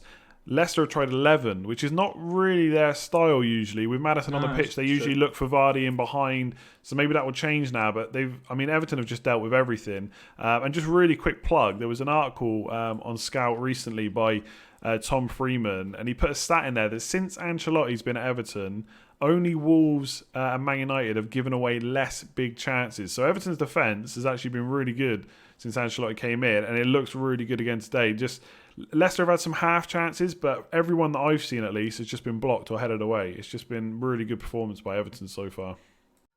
Tobes, over to the Emirates. Norwich have had a sniff. Norwich have just had a Martinez has made another really good save. That's 2 saves for Martinez now. And it was a substitute, Ida, not sure how you pronounce that. Norwich actually made 3 substitutions at half time. We had Pukki, Tribal and Buendia off for Ida, Dermich and Hernandez. And really good shot from Ida. Well saved by Martinez. Worth noting as well, Holding has come on for Mustafi. Probably not a big one in FPL for anyone, that one. But yeah, actually Norwich looking maybe a little bit more threatening after the break. And we're seeing loads of half-time subs. Obviously, Tobes has given the 3 there for Norwich. And I mentioned Maddison coming on for Everton, but also Iheanacho is on. So Pratt and Barnes are off at half-time. So if you're a Barnes owner, he's only got 45.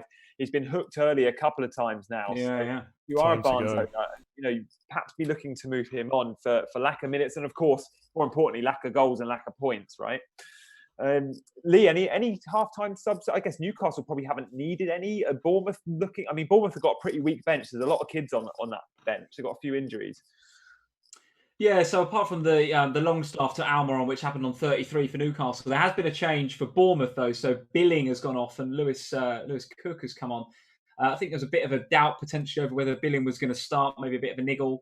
But I think, as Toby suggested in his game, not a big one for FPL but does seem to have changed the dynamic of the game. Lewis Cook actually getting his foot on the ball and actually steadying the ship in there a little bit. Whereas Billing, I don't think he could handle really the dynamism of Shelby. And I won't put those 2 words in the sentence ever again in terms of dynamic and Shelby. But he really was, Billing, making the Newcastle centre midfielders look really, really good. And maybe it was a fitness thing.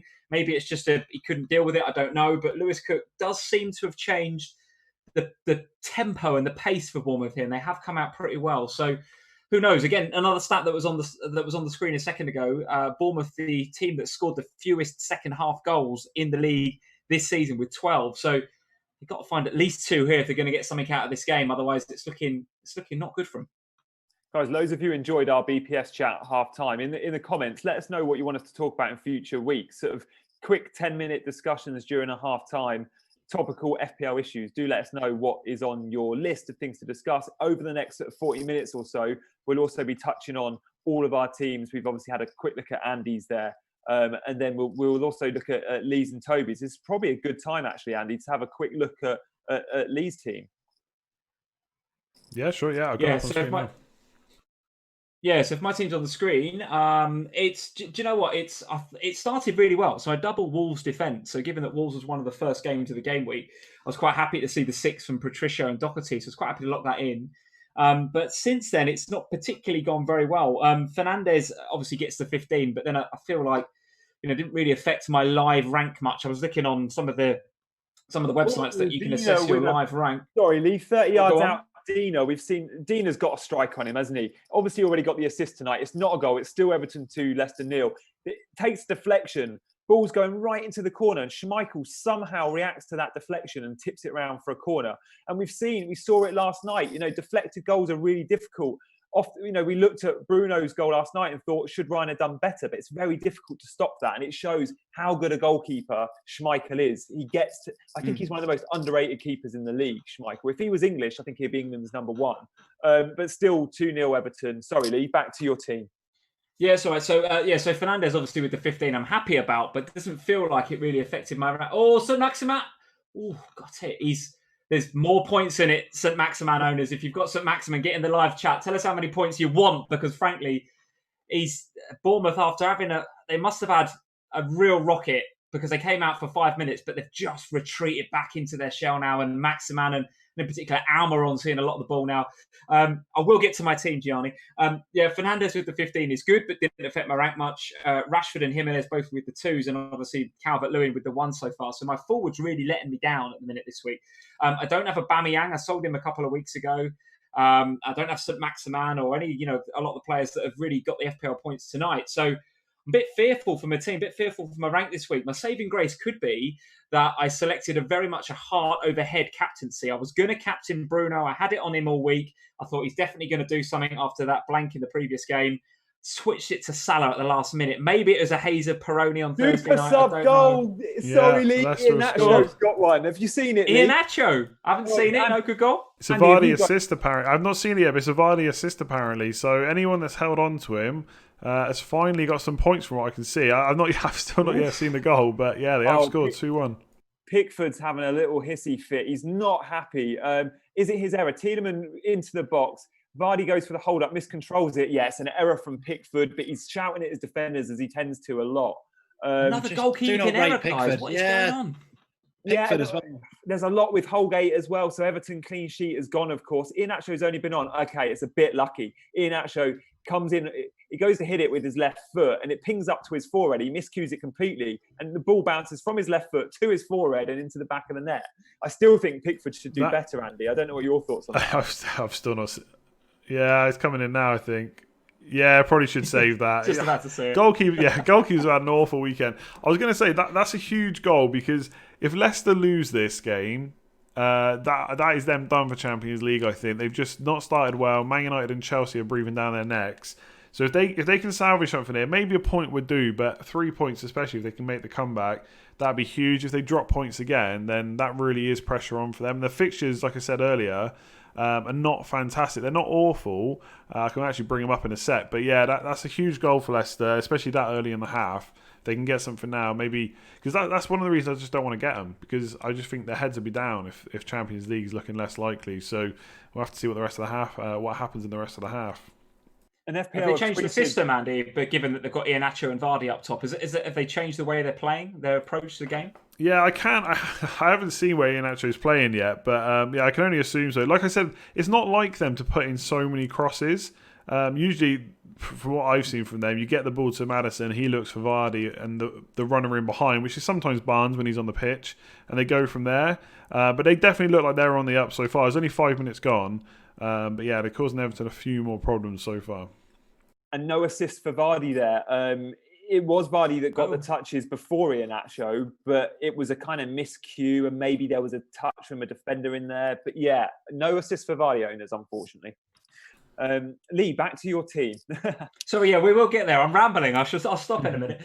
So no, the last point I was going to make is that I've captained Salah this game week. So actually, after having it on Bruno Fernandez for most of the week, I got caught up in all of the joy of winning the league, and I had a few Peronis Thursday night and thought, yes, I've seen Klopp crying on the TV, and I've seen Henderson, all the boys in the hotel there. So I thought, yes, we're going to go and batter Man City at the Etihad, which of course is not going to happen because City won't let it happen. But Salah, captain, has got the potential to save my game week, and he needs to put in a performance because otherwise the team's looking a bit guffed, to be honest with you. He'll do well to get anywhere near Bruno's score, won't he? You'd be happy. He will, absolutely. Happy with that. And Salah's going for the golden boot, of course. Is that part you're thinking with Salah? Is it not just because he's a Liverpool player and because he's explosive, but also the individual recognition of a golden boot? He's come out in the press this week and spoken about it. Are we thinking that Salah could become is still a great option because of the individual awards? He is for me, yeah. I think if I had him, well, I do have him, and if you have him as an FPL manager, keep him. I think same with Mane, actually, because those individual awards mean a lot to those guys. They won't have liked sharing it with each other, even less so with Aubameyang last season. So I do think the individual accolades will mean something to them. On that basis, I'm going to keep him. I must admit, that wasn't in my thinking when I was putting my captain armbands on him this week. It was more about, we've won the league and I just want to captain Salah. So yeah, fingers crossed he can come in for me tomorrow night. Have you seen that interview with him and Carragher about the Golden Boot? Have you seen that? He basically He's a cheeky little smile, right? No, better than that. Carragher asked him which one would he prefer, the Golden Boot or the points record, and he kind of went, 3-0. Sorry, Andy.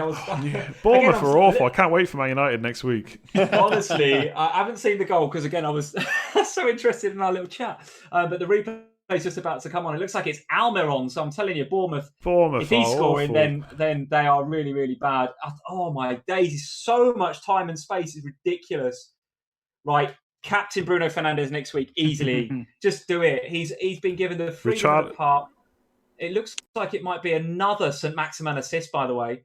And Almiron, it is. Yeah, it's ASM. Yeah, there we go. St. Maximin, another assist, but it's a jammy one because Almiron just goes past three.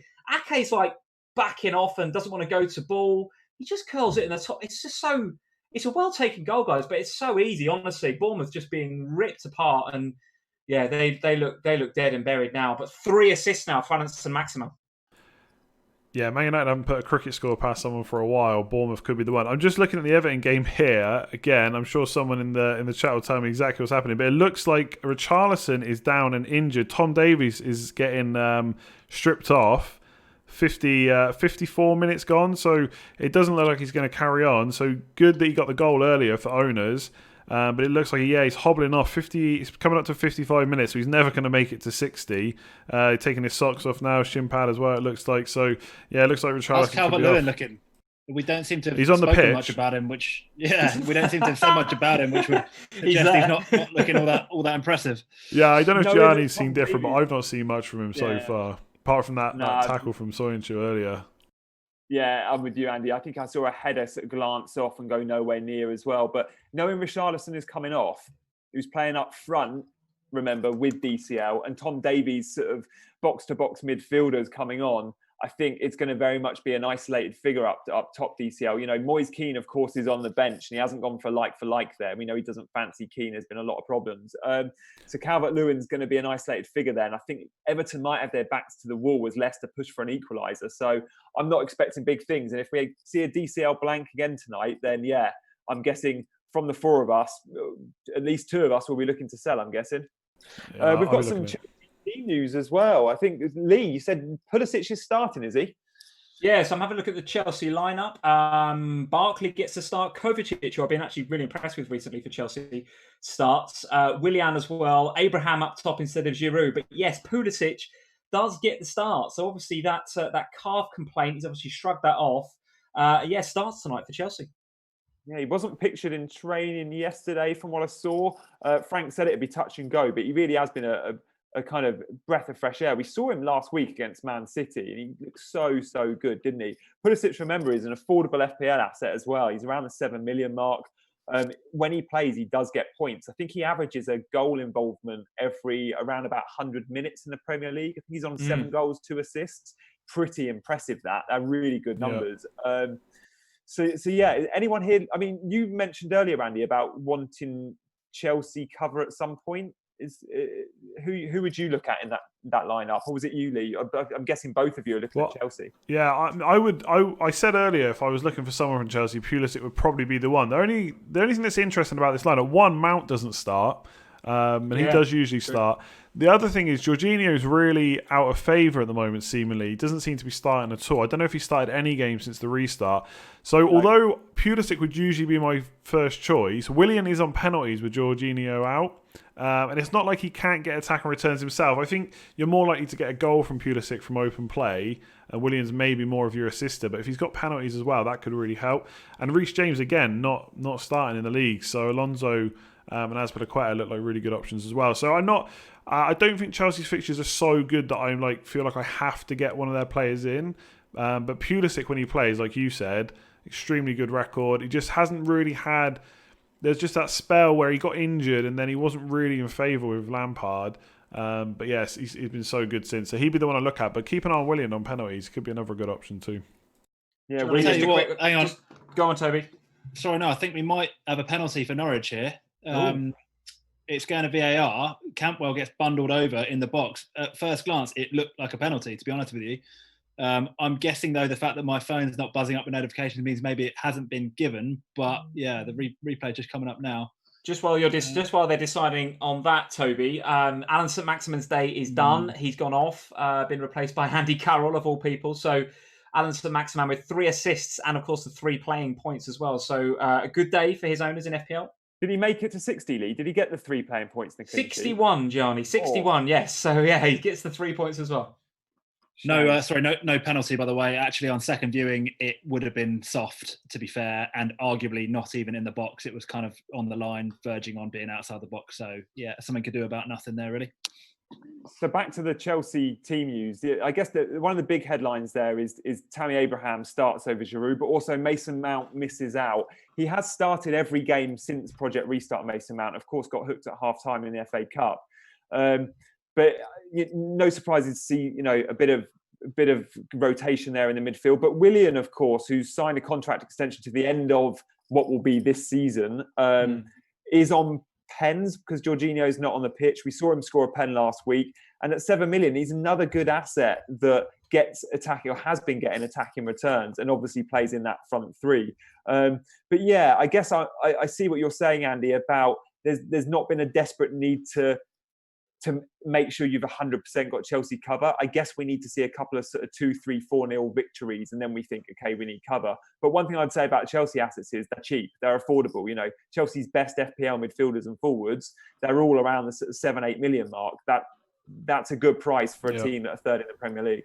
I will say, to be fair, I'll correct myself. I probably got it wrong on the fixtures, actually. I'm looking at them again here, and they're pretty nice, especially when you consider not bad, that. Right? Yeah, I mean, Crystal Palace did absolutely nothing against Burnley, and I'd expect a better team to actually, get some goals against them. Maybe not quite as good defensively as maybe once I would have given them credit for. But even if you take that fixture out, West Ham, Watford have been awful.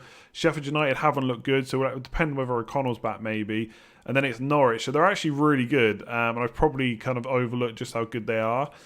So yeah, I probably would look for a player. The problem is I'm still targeting Man City players, so it's just a case of getting that extra transfer. But I would really love to take an 8 or a 12-point hit this week. My knee is jerking so much, like you wouldn't believe. Like, do I take money out of Maguire to get Greenwood or Rashford? But yeah, I think Chelsea looks good. Pulisic, people are punting on him this week, so if they're ahead of the curve, it's going to look really good. Oh, guys, Pickford, what are you doing?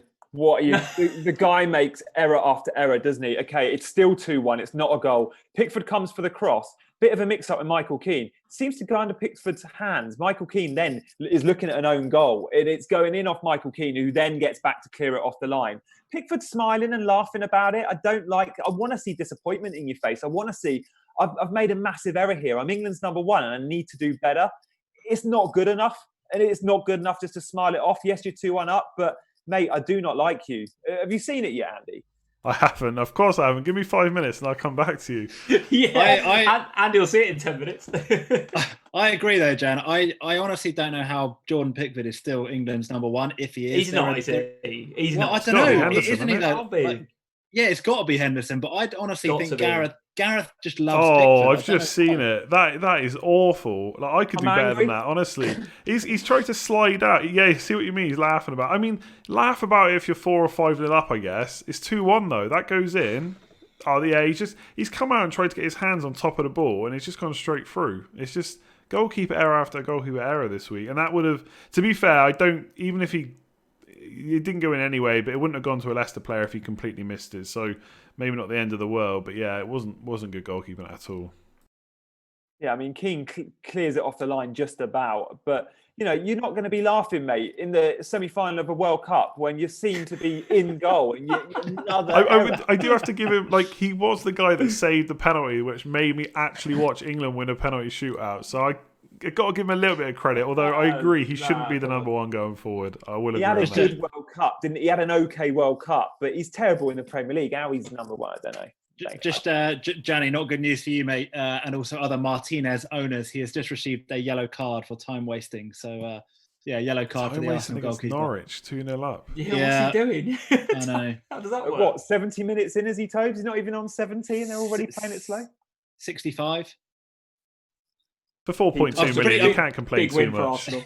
You can't, yeah. And also, to be fair, I might get told off for that. I'm not 100% sure it was time wasting. I'm assuming it was because there wasn't anything. He wasn't involved in any other kind of altercation. Somebody Pickford again. Oh my! He's just been let off. Pickford's just been let off again. Okay, cross comes in. Pickford goes for it when he doesn't need to because I think the centre back's there. He sticks a hand up at it, and of course, old Jordan doesn't claim it. So his hand goes up. Vardy actually wins the header. Iheanacho brings it down from 6 yards out. Iheanacho on the volley blazes it over. He's done well to create the shooting opportunity, but don't know how he's lacked composure Pickford's probably laughing it off again. Vardy in the air with a header. Vardy jumps higher than Pickford with his hands up. I don't get it. I worry about Pickford from a concentration perspective. I don't know why that's in my head, but I'm sure I've seen him before, like laugh stuff off and then make a similar sort of mistake later in the game or maybe early in the game. I do worry about these goalkeepers that mentally have these like lapses in concentration, and he's one of them. And all right, if you have a lapse in concentration once a season, maybe you can forgive that, but he has them all the time. This guy, he's unbelievable. I've just seen it there. Like, there's no need to be coming to try and get that ball in the first place. Like, especially given how good the centre backs have been for Everton. Like, he's ran miles away. That's just bad decision making. That is. Oh, Arsenal have scored. It's 3-0. That's not Aubameyang. Come on, we've had enough punishment. I don't know. Oh, it hasn't. I've got a notification, but it hasn't caught up yet. I'm not seeing anything. I'm miles behind because he's just fired one over the bar.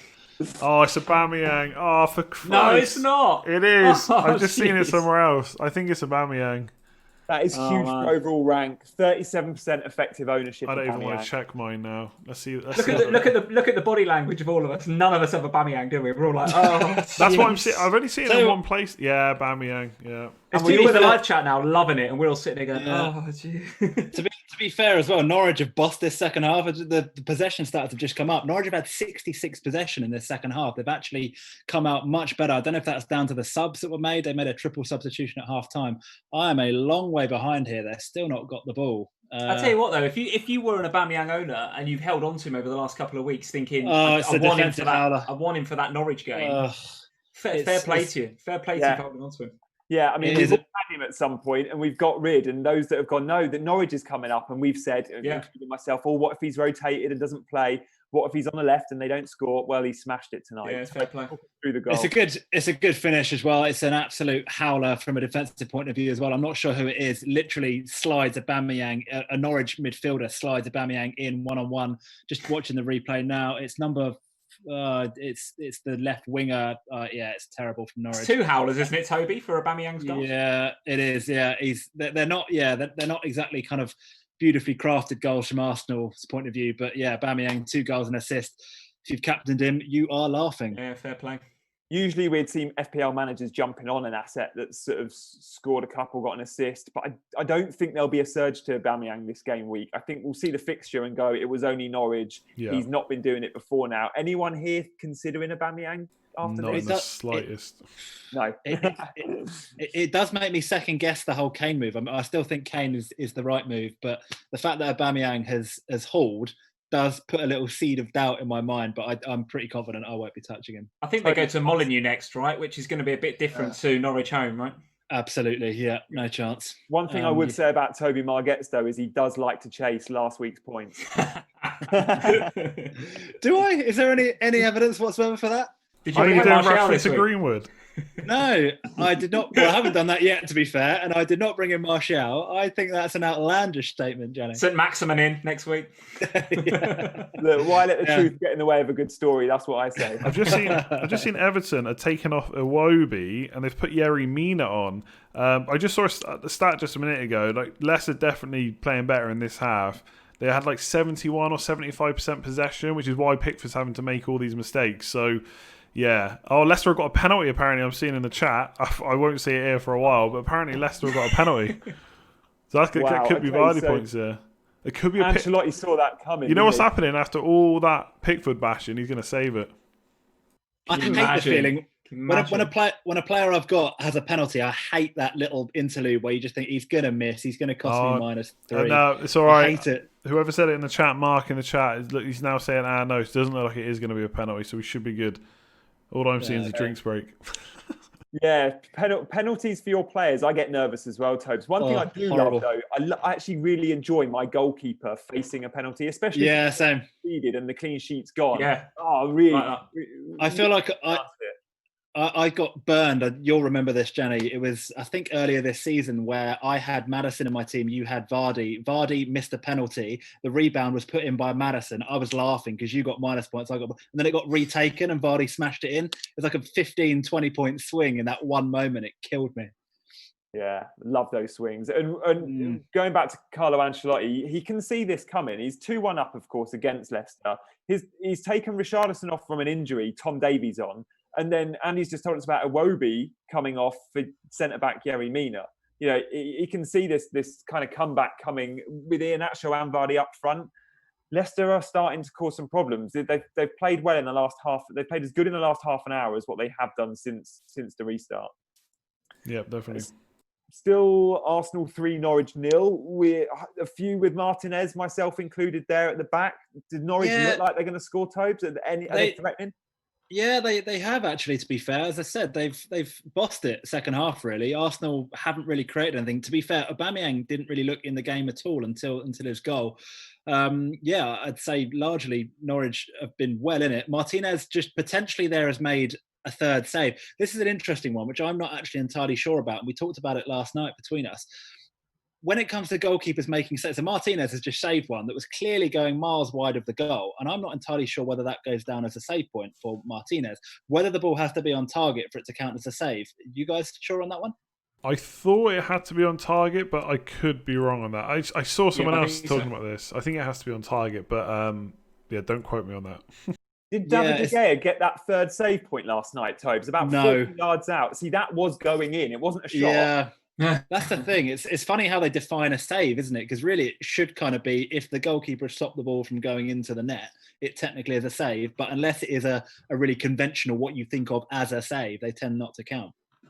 I guess it has to be listed as a shot as well as a save, i.e., shots are recorded too. And I guess if it's just a aimless punt upfield that happens to be on target because the defender didn't clear it, then it's not technically a shot.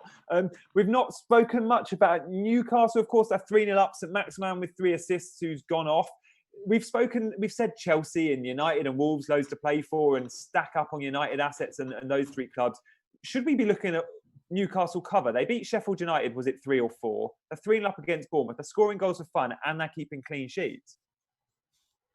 Well, like I say, as I said before, it's got West Ham at home next game week, so that looks all right. Then, of course, it's the Etihad, but then it's Watford and Spurs. So the fixtures are kind of mixed. But I have seen enough of Newcastle tonight to maybe think about dipping my toe in Newcastle. I mean, so St Maximin has gone off. Gale has gone off. They've brought some fresh legs on. If you can ever say Andy Carroll was fresh legs, he's on. And also Lazaro is on now. So that dynamic that I was enjoying watching up front between St Maximin and Joelinton and Gale, those, a lot of those guys are off now. So that in turn has kind of taken the sting out of Newcastle a little bit. They seem pretty happy to be sitting at 3-0. Bournemouth huffing and puffing, Gianni, but I tell you what, they're lucky there's no fans in this stadium because they'd be on their back right now. I think there'd be booing coming from the stands at the Vitality. It ain't looking good. I mean, it's not for the want to try, and either the effort is there, but there's 1 or 2 players in that side that really don't look up for it. There's Lerma's had a bad game today. Solanke, Solanke's your main man up front, you're going to struggle for goals because the guy's been, he's still quite a young guy and has been at several clubs already and hasn't really made the cut. So, yeah, it's looking very difficult for Bournemouth. I'm just going to see what their fixtures look like going forward. And I think if you go to the Fantasy Football Scout website, if you're a member, you can have a look at the fixture ticker on the right-hand side and sort it by difficulty. And if you do that, you will see that Bournemouth are at the bottom. They go to Old Trafford next, which you mentioned before. Then they're at home to Spurs and Leicester, away at the Etihad. And then they've got Southampton at home. And then they finish the season. Let me just move the ticker along a little bit. Away at Everton. So goodness me, I struggle to see where they're going to get any points between now and the rest of the season. If they play like they have today, they ain't going to get any. Yeah, and going back to Andy Carroll, what's his beard like? The big question. Not as good as Toby's. That's all I'm going to say. He went for that kind You're of too kind. Missing goatee last week. He had full-on mutton chop beard and then missed the goatee out. So, I think Pickford's on a yellow. Brilliant, good. I think Pickford's been booked and probably for time wasting as well because it's a goal kick. He's mouthing off as you'd expect. What's up with these goalkeepers since the restart? Certainly this week as well. Something going on in the water. I've just seen, by the way, Eddie Nketiah is on for the last 15 minutes. So I am not getting Charlie Taylor off the bench. I would take an assist, I think, at this point from Nketiah. I'll be happy with that. I don't think he's going to get anything. But Saka, he's Norwich. Andy?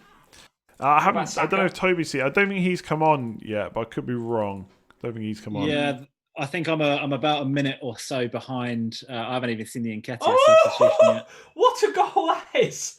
Goodness me. Lazaro's just scored an absolute beauty. Let's see this again. Goodness me. 4-0 Newcastle at the Vitality. Eddie Howe is spitting feathers on the touch, and I can tell you he does not look happy. I'm going to ask you guys in a minute what you think his future is going to be like. I cannot see Eddie Howe in the Championship next year. Got to surely go to a different club. But Shelby, here we go again in that typical Bruno Fernandez role. Freedom of the park, defence splitting ball, and Lazaro just chips it over the goal. Really nice finish. But again, there is so much space in front of that back four. I'm telling you, Lerma's gone off now. Gosling has come on the 75th minute, but that has made no difference whatsoever. Oh, hold on. We are having a VAR check here. After me lording over that goal, we are having a VAR check. It would be harsh for this to be ruled out for Lazaro because it is a really nice goal. It's very well taken. Like I say, Shelby with the assist, but it's the easy assist in the world because he just sliced open those centre halves. And no, the goal stands. That's it. 4-0. And yeah, it's what else to say other than Manchester United assets against Bournemouth next game week look very, very good indeed. They do. And Lazaro's January signing, I think it's a loan deal from Inter, but Inter bought him only a year ago for fairly big money. I think maybe from the Bundesliga. Tell me if I'm wrong. I think they might have an option to buy him. So yeah, Newcastle have got some underrated good players, and we often don't. Look it again. Here he goes. Oh, Lazaro's honestly just pinged one. They've got the tails up now, Newcastle. They are just enjoying this evening. I'm telling you, Lazaro's picked it up a number of yards outside the box. He's well out, but he's got Ake. What is Ake doing? What is Cook doing? They're just letting them shoot from downtown, and Lazaro has pinged it. It's hit the underside of the bar. It comes back. It hits Ramsdale on the back, but luckily for Ramsdale, doesn't then deflect back into the goal. Instead, it falls to, who was that? That looks like, goodness me, I can't even tell you who that fell to. It wasn't Andy Carroll, but the miss from the follow-up is shocking. I think he's offside from the follow-up, but Lazaro, full of confidence from just scoring the goal, the chip over Ramsdale, unleashes a thunderbolt. Could easily have been 5-0, guys. This is now getting a bit embarrassing for Bournemouth. Who had captains on Salah, Mane on their bus team, and who's switching to Man United? Anyone, or had you just not decided yet? I tell you what, I'm firmly on Bruno Fernandez in my bus team, and I don't think I'm going to change it. I think I've got him and Rashford. The way that Shelvey and St. Maximan in that midfield have carved through Bournemouth, you could easily pick Pogba or Bruno. And the way that Lazaro and formerly Joelinton and Gale have got in behind that Bournemouth back four, so much space there. You could easily pick Rashford as well. So take your pick, Andy. I think. Yeah, I don't know which one I'm going to go for. Go on, Gianni. What are you going to say? No. Go on. Carry on. I'm keen to know your bus captain. Well, right now, it was on Martial after the last game. I've got that. You know when you switch between two captains and the other one the vice captain pays off both weeks, and then you think, well, should I switch back or am I going to get it wrong again? Like I'm in that situation right now. I'm not really put off by Liverpool. The only thing that's kind of in the back of my mind, Aston Villa have actually defended a bit better than pre-lockdown. I wrote an article earlier where since lockdown they've only conceded 5.5 shots per game in the box, whereas before it was 11.8. So they've more than halved the amount. Now, they have played Newcastle and Sheffield United in that time, but also Chelsea and Wolves, so not that bad. And also, if we're going to start seeing rotation, it's not going to be Man City, it's going to be the game after. And if there were fans at the ground, then I wouldn't expect it, but there isn't any fans to kind of make happy at Anfield. So, I don't know, it's very hard to resist Salah going for the Golden Boot. I didn't obviously finish that little story, but it's on his mind. I saw it in that interview. But I mean, Bournemouth have conceded 4 goals to Newcastle. How can I not go for a Man United player now? That's now in the back of my mind. Seriously, 4 goals to Newcastle doesn't happen very often. So yeah, Martial or Fernandez for me, I think. It's the mentality for me. It's the way these Bournemouth players have. I don't want to say given up because I wouldn't say they've given up. The work rate is still there to a degree, but there's 1 or 2 players that in crucial positions in the middle of the park that really have given up. Go on, Toby. Another goal in your game? Yeah, 4-0. Again, I haven't got it yet up on the screen. I think it's come direct from. Yeah, it's come direct from a corner, I think, which would suggest maybe Nketiah, being that he's about 5'2", might not be the end of it. But I don't have a lot of info right now. All I know is that it's 4-0. It's Cedric. Are you kidding? Cedric's just come on. Yeah, he just came on for Bellerin actually. So Bellerin owners would be happy. Banked his clean sheet points. Nketiah came on for Lacazette. But yeah, again, I'm still about 30 seconds or so behind here. Tobes, we'll get an update from you on the Arsenal goal when you see it. But also, let's have a little look at your team. We've seen Andy's and Lee's so far. You can let us know your thinking, future transfers, and sort of captain calls too. Yeah, sure. Really big week coming up. Yeah, sure. I'm pretty happy with my team, to be fair. I wildcarded last game week in 31. So yeah, as you'd expect, I'm fairly happy with it. The thing I've got, from Cedric. Sorry, Tobes, just to let you know. Yeah, just coming in now. Left foot from outside the box. Yeah, one touch, bang. Yeah, I think it might have taken a little deflection on the way through, perhaps, but yeah, Norwich looked dead and buried. They did give it a good go second half, to be fair. Arsenal probably scored their third against the run of play, but yeah, that is weak foot there, Cedric. Nice. And the only tight game, Everton 2, Leicester 1. All Brighton's coming off, and it looks like Damari Gray coming on. I think I saw Perez as well coming on. Yeah, so Tielemans has just gone off for Perez. So attacking subs, Leicester, will they get it? They've got 10 minutes left. Brendan Rodgers really needs a point here. Really needs a point. Yeah, it did take a little nick on the way. And it's interesting, actually. I think of the 4 goals, Arsenal goals, I think only one of them's got an assist. All 3, like 2 of them were defensive errors or goalkeeping errors. That one's like a deflection from a corner. So yeah, only 1 assist out of the 4 goals, which is amazing. But yeah, my team wildcarded last game week 31. I had I've got Mane in my team. Arguably, would probably prefer Salah, maybe.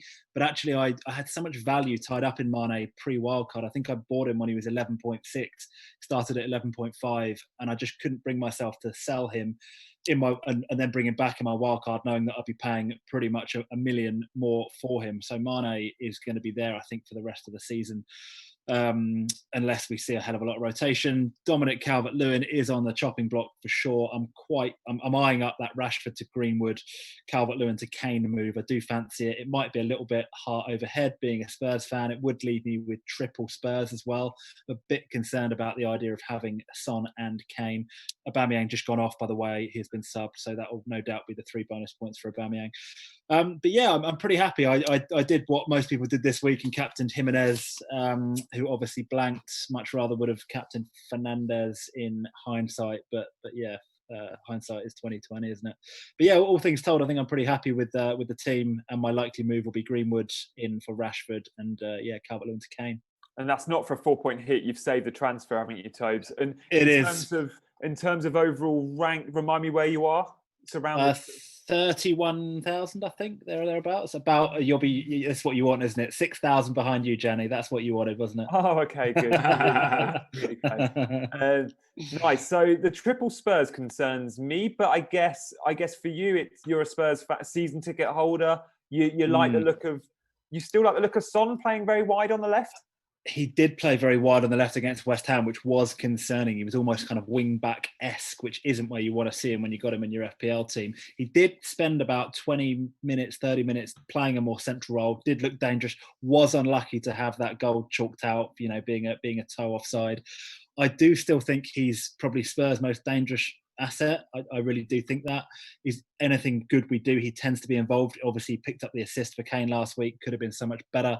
But yeah, you're right. I'm very, very much keeping an eye out for Son and where he actually plays on the pitch. It's one of those that's going to be a real eye test. And to prove how important the eye test is tomorrow, there should be a lot of people looking at exactly where Son is on the pitch. And yeah, he could be one that's up for the chopping block if he's playing in a position that doesn't look too favourable. Guys, you're listening, you're watching Scoutcast Match Day. We're here when there's multiple games midweek at the 6 p.m. on Wednesdays. Membership's available on Scout, of course, for $150 a month for those of you that aren't signed up. And obviously, of course, I'm hoping you all follow Fantasy Football Scout on social media. But if you don't, what are you doing? Get on their Instagram channel for their Insta stories. Get on their Twitter for their team news, for their press conference roundups, and so much more. The likes of Andy writing great articles for their site as well. We're going into the last 5-10 minutes of the games. It's Arsenal 4, Norwich 0. It's Everton 2, Leicester 1 in the only tight game. And then we've seen a bit of a spanking down at the Vitality as well. Bournemouth 0. Newcastle, who have looked like Brazil 4. I really like the look of, and I know I keep going on about it, and they're like my closet team, Newcastle. They're kind of one of my second, third favourite teams. I've said Chelsea, I've said United and Wolves. These are players from teams we should be stacking up on, but I really think it could be worth a punt. The fixtures are good to get a bit of Newcastle coverage, and St Maximin's is it 3 assists tonight, Lee? 3 assists for him, yeah, and obviously the 3 points for playing as well. So to be honest with you, the game, we're in the 86th minute. It feels like it's going to come to a natural close at some stage unless Lazaro picks it up from halfway again and smashes one off the crossbar. To be honest with you, I'm just looking through Twitter. Hector Bellerin has just tweeted a gif of him planting some trees. So there's a lot of trees for him to plant tonight on the back of that result from Arsenal. But to address your point, Gianni, yeah, keep an eye on Newcastle. I mean, if you want to invest, go for it. But then the City game's coming up in a couple of weeks. They ain't going to come up against too many worse sides than they've come up against tonight. I think what I'm taking from this game is, yes, I'll have a look at St Maximin, but if anything, I'm going to be plotting, who my picks in FPL are going to be based on, are they playing Bournemouth over the next few weeks? Because honestly, the body language is gone. They're jogging about. Eddie Howe just looking just sad on the touchline. So yeah, nothing to report since you last come back to me. I think the game will just sort of peter out. Oh, saying that, Almiron's pinged it through. Shelby now deciding he wants to run through the centre forward position, but no, keeper fields it. So yeah, game's gonna fizzle out, I think, a little bit, as are Bournemouth's Premier League hopes, I think. And Andy, to Goodison Park, Calvert-Lewin looks like a lonely figure up top. Leicester, it's all Leicester at the moment. Yeah, I mean, from what I've been looking at the last few minutes or so, it's kind of, I'd say it's a little bit more even than it was before, but there's not really any good chances for either side. It's just a pretty nothing match at this point. Like, no one's created a decent chance for a good while from either side. So Leicester got quite a bit of possession still, but I wouldn't say they've really troubled Everton that much. To be honest, the whole match, apart from Pickford making those mistakes, there's not been a huge amount of good chances for Leicester. So, I mean, on my clock, there's 5 minutes left. So there's probably about 2 or 3 minutes actually left. Still 2-1.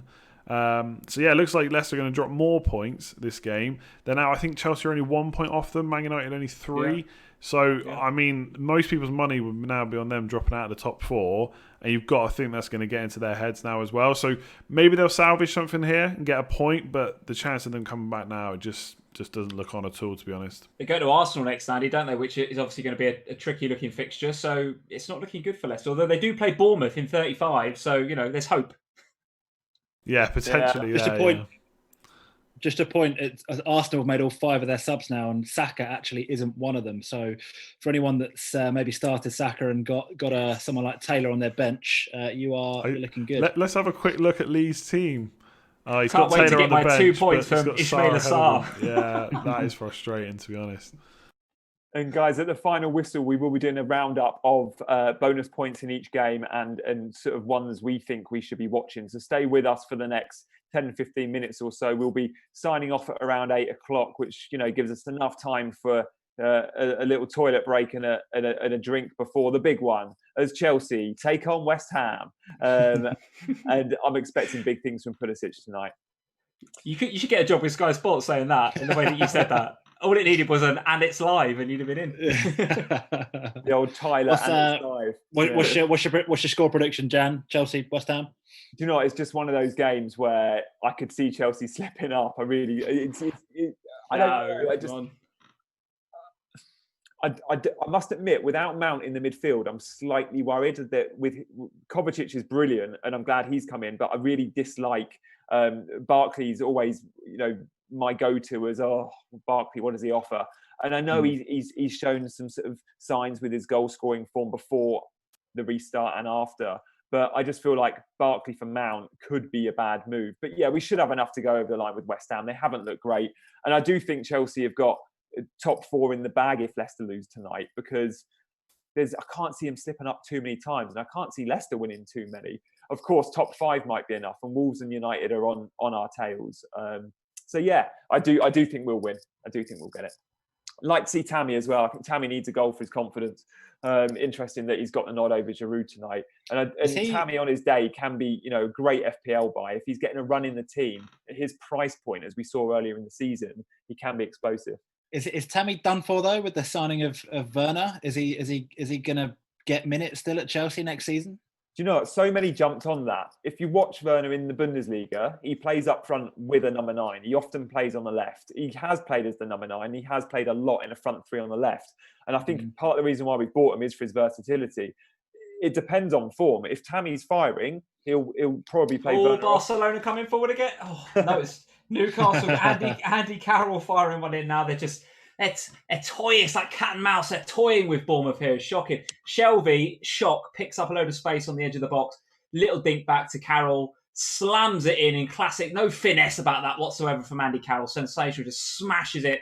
Ramsdale just pushes it out for a corner. And the camera cuts to Steve Bruce, who's having a whale of a time, guys. He's laughing. He's having a great time on the sideline. So as the corner comes in, well fielded actually by Ramsdale. Very good goalkeeping. So yeah, still 4-0, but Andy Carroll nearly on the score sheet. 2 managers there in your game, Lee, that their futures will be in question, won't they? Steve Bruce because of the money, and Eddie Howe if Bournemouth go down. Can you see Steve Bruce surviving this, even if he wins every game between now and the end of the season? If a new owner comes in, are they going to want a fashionable Pochettino, or will they go big? It'd be interesting, wouldn't it, to see some big name manager come in and have to manage the likes of I'm not St Maximin might be all right, but Bentaleb and Shelvey. You can't. It's hardly a score to envy, is it, at Newcastle? Sorry, Newcastle fans. Even if the money arrives, I foresee there being an element of transition. I can't see that he ditches Steve Bruce, straight away. I think Steve Bruce, if anything, has proved himself to be a pretty steady Premier League manager, and he'll kind of steady the ship at a time when they're going through quite a big transition. Will there be big players coming in as well? Yeah, maybe. Let's see. Difficult to answer that question, but I don't see wholesale changes, even if the money arrives. Not immediately, anyway. Yeah, and of course, financial fair play in terms of transfers. Yeah. It won't be like we saw with Chelsea when Roman came in. It won't be like Man City when we saw them taking over and they just went crazy for the likes of Robinho. Andy, any action at Goodison Park? Because I think there's been 6 minutes added time there. Is Everton? Goal! Goal Newcastle defensive asset owners. Unlucky. It's a goal for Bournemouth in the 93rd minute. Ouch. The ball comes in from, looks like it is, couldn't even tell you. Who is that? There'll be a lot as well. A lot with Newcastle defence, I think. There will be a lot. Yeah, that's Gosling. I think it's Gosling getting on the end of what is a frankly really hopeful looking free kick. Ake wins it in the air, nods it back across the goal. To be fair, Dubravka's got to be coming for that. I think it's got to be braver, but Gosling is just a little bit braver, sticks a toe on it. And there goes the Newcastle clean sheet in the 93rd minute, guys. That is going to sting. Ake wins a lot in the air, doesn't he? Has he got the assist? Would he get the assist for that, Lee? Ake will get the assist for that, yes. Ake assist and a Gosling goal, yeah. Yeah. Linked, of course, today with Chelsea and City, Ake. He's one of those that seems to always be linked with really big clubs. I think Chelsea might even have a buyback that clause might have expired. Do let us know. And Barry's asked, did Ake get the assist? Yeah, we can confirm he should be awarded the assist, but he definitely got it. Definitely get it. Tobes, how long left at the Emirates? It looks like it's obviously going to be pretty comfortable and very few points. I think Aubameyang's on 70 BPS, which is really high. Yeah, it's looking like the final whistle's going to go any minute. I think Nicolas Pepe just had a free kick, which he blasted over there. I feel a little bit sorry for Norwich, to be honest with you. I think unlike Lee's game, Norwich haven't showed any kind of lack of endeavour. They've been a little bit unlucky. They try hard, they work hard. They're just, sorry, Norwich fans, they're just not very good. They're just lacking the quality in the final third. Defensively, they're all over the place. Tim Krul's made a howler today, another defensive error as well. But actually, there's a lot to they're quite a likeable bunch of people. Like Farke's a likeable manager as well. I feel sorry for them. They've put in a good shift in the second half. 4-0, Arsenal did play well. 4-0 possibly flatters Arsenal a little bit. But as you say, Aubameyang out way ahead in the bonus point system. I think Xhaka is on for 2 currently. And I think Bellerin is sneaking in with 1. I love that Norwich description. They mean well. They try hard. They do. They're patronising that, Toby.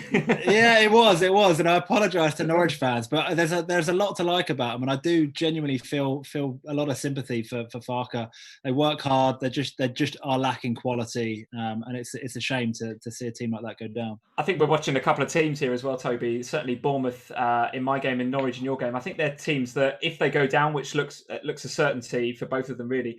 I mean, what's your thoughts? I think they'll struggle to come back up. Honestly, Bournemouth in particular. Even when fans become a thing again in the stadiums, it's not big gate receipts every week for Bournemouth. And despite the parachute payments, the world we're in right now with the economy and everything else that's going on, it'll be tough for these guys to get back in the Premier League, right? You do, yeah. You really worry, I think, particularly for Bournemouth, like you say, with that stadium, they've got, 10, 12,000. It doesn't bring in a huge amount of money. It's going to be tough. I think you alluded to it earlier as well. I can't see Eddie Howe staying on as manager if they go down. He's been there for a long time. I think generally speaking, Eddie's done a really good job with Bournemouth. He, on a shoestring budget, he took them to pretty dizzying heights for Bournemouth.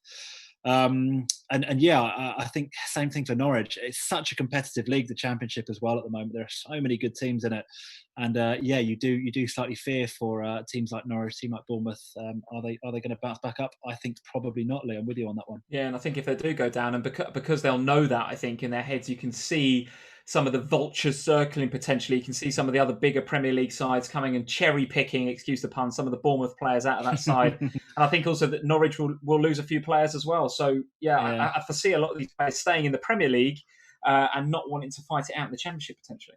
It was a very good pun, Lee, if you don't mind me saying.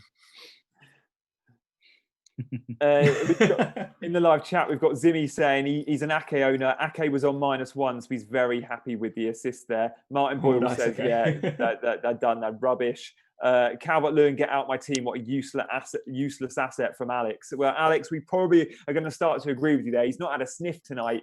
There's so many options in that front line that we want. We want to get on the likes of Greenwood. You know, we definitely want, if not Greenwood, United cover up there. Jimenez is popularly owned. I just think at 6.5, we need to see returns from Calvert-Lewin. And now I think that's 3 blanks since the restart, and probably a few before it. Of course, Danny Ings is scoring goals as well. Andy, speaking of Danny Ings, would you consider bringing him back for Calvert-Lewin, knowing that's similar price bands? For me, I had Ings since he was 6 million, so there's a lot of value lost. I just look, people talking about form over fixtures.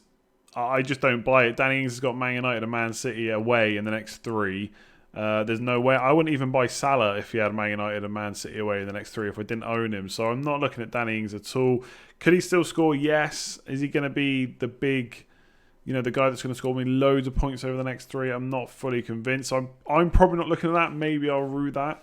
But yeah, I don't know. For me, it's a lot harder because of the way my team's set up. I'm just not sure what I'm going to do. I've got so many different ways I could go about it. I'm trying not to do it, but I feel some rage hits coming on this week. It's just I can feel a hit coming on, Andy. I definitely can. I feel like I made a big mistake last week going Nketiah too early, and I should have left myself with 2 free transfers this week. And Calvert-Lewin's a problem. I'm just looking at his fixtures now. Annoyingly, they're not that bad after Spurs. They got, I don't know, for the last 5 game weeks, they got 3 home fixtures: Southampton, Villa, and Bournemouth. But he's done 3 games now with nothing, and in the bits that I've seen, hasn't really been that well involved either. And Richarlison, what's that injury going to be like? How is that going to affect them as well? So he is a worrier. I don't think there's any need to keep him, that's for sure. Whether or not I do get rid of him, we'll have to wait and see. But I'm not holding out much hope of too many points from him going forward. Full-time whistles across the board, guys. It's Arsenal 4, Norwich 0, Bournemouth 1, Newcastle 4, and Everton 2, Leicester 1. Tobes, do you want to give us a little roundup of the activities we've seen tonight at the Emirates? A bonus points update as well. I know you gave us one 5 minutes ago, but any adjustment there on the bonus? Yeah, no, I don't think so. Looking at it now, it looks pretty cut and dry. Aubameyang, of course, miles out in front on 70, which is about 38 more than the second place. 2 goals and an assist. Of course, he will take all 3 bonus points. Xhaka popped up there with a goal as well. Obviously got his clean sheet point as well, being a midfielder. And yeah, Bellerin, who came off on about the 70th minute, is going to make up the 3rd and a single bonus point. So 16 points for Aubameyang owners tonight. I think I've just done the maths in my head. That would be 32 for those that captained him. Well, fair play, Lovely done. Lovely haul. Yeah, for those of you that kept him as well, for those of you that bought him in for the double game week, as I did, and I know Toby did, and then got rid because he wasn't performing, fair play for holding your nerves. Sometimes we're all just a bit too trigger happy, aren't we? Yep. Lee, round up of the action at the Vitality? Yeah, not going to say any more about the teams themselves. Am I getting excited about Newcastle as FPL assets? I'm not really, because I just thought Bournemouth was so bad. If you want to have a look at St Maximin, do. If you want to have a look at maybe, Joelinton, maybe have a look. But like I say, the fixtures are mixed. It's a 12-point haul for St Maximin. With the 3 assists and, of course, the 3 playing points as well. But he's sitting on 43 in the BPS system, so he's going to pick up all 3 bonus as well. So that is a 15-point haul for the 1.8%, guys, teams that he is selected by. That is proper differential stuff. And I'm pretty sure that when I log off after this, I'm going to go next door, and Sam is going to be very happy that she's got Alan St Maximin in her team. She was knocking on the door of the top 1K coming into this game week. I'd imagine that's moved her into a 3-digit rank. Outside of that, Gale gets the 2. We've obviously got the opening goal, so he's got 31 BPS. He's going to get the 2 bonus points. And then Shelvey, actually, even though he's only got just the 1 assist, played really well in that game. And like I said, I keep saying he was allowed to play well by Bournemouth. They gave him the freedom of the pitch. And if they do that with Bruno next week, then that is going to be a big problem. So Shelvey picks up the 1. And from Bournemouth's perspective, Goslin is on 27 BPS, but not enough to even factor on the podium in terms of bonus points. So that's the tail of the tape. Bournemouth looking dead and buried. Newcastle looking good. Murphy says Aubameyang was worth 70,000 places for him tonight. Barry says he's ranked 2,077 with two players to play tomorrow. Well done. He's close to that top 1K. Amazing. And then we've also had Barry say, well done, lads. Class, I'll be signing up for membership next season. Andy, do you want to give us a roundup from Goodison Park? Yeah, so in the end, Leicester lost, so more points dropped for them. Top four looks increasingly difficult, like I've already said a few times tonight. Richarlison with a goal, but he did come off injured before the 60th minute. Bonus points in this one are really close, and one thing that people won't like is the fact that Iheanacho came on at half-time, and he's currently top of the bonus with the goal scored. Let's bear in mind, not a lot else has really happened. Sigurdsson scoring the penalty, Digne and Gordon assists. So right now it's super close. Iheanacho's on 27. And by the way, hardly anyone has a good score here. Iheanacho 27, Gordon 26, Sigurdsson 25. So it does look like those three will share the bonus points, but obviously we'll have to wait for the deductions we talked about earlier. No one else is really that close. Chilwell on 21, even though he's conceded 2 goals, is the next highest, is the 4th highest. So pretty... I don't know, from the bits I saw, it wasn't really an exciting game. Everton seemed to deal with everything that Leicester kind of put to them for most of the game, apart from, like you mentioned, the Pickford chances. Everton took their goals early and, again, didn't look to me like they really threatened. I'd be interested to see the stats for Calvert-Lewin, because I think he had 6 shots in the box the first 2 games, which is one of the highest for forwards. But if you're not putting it in the back of the net, it really doesn't matter. So I don't think I'd be looking at many Everton or Leicester players going forward personally. Maybe a defender from Everton, but not really on the top of my wish list, I don't think. Good job. Thank you all for joining us tonight, guys. You've been watching and listening to Scoutcast Match Day. We will be back next Wednesday on the 8th of July. 3 of the 6 p.m. fixtures include Man City and Wolves. So Man City, Newcastle, Sheffield United, Wolves, West Ham, Burnley. So loads to get our FPL juices flowing there with Wolves and Man City. So thank you very much for your company. Do follow Fantasy Football Scout for more info about when we will be next up, and do always join into the Scoutcast. Thank you for watching. Cheers. Cheers, guys.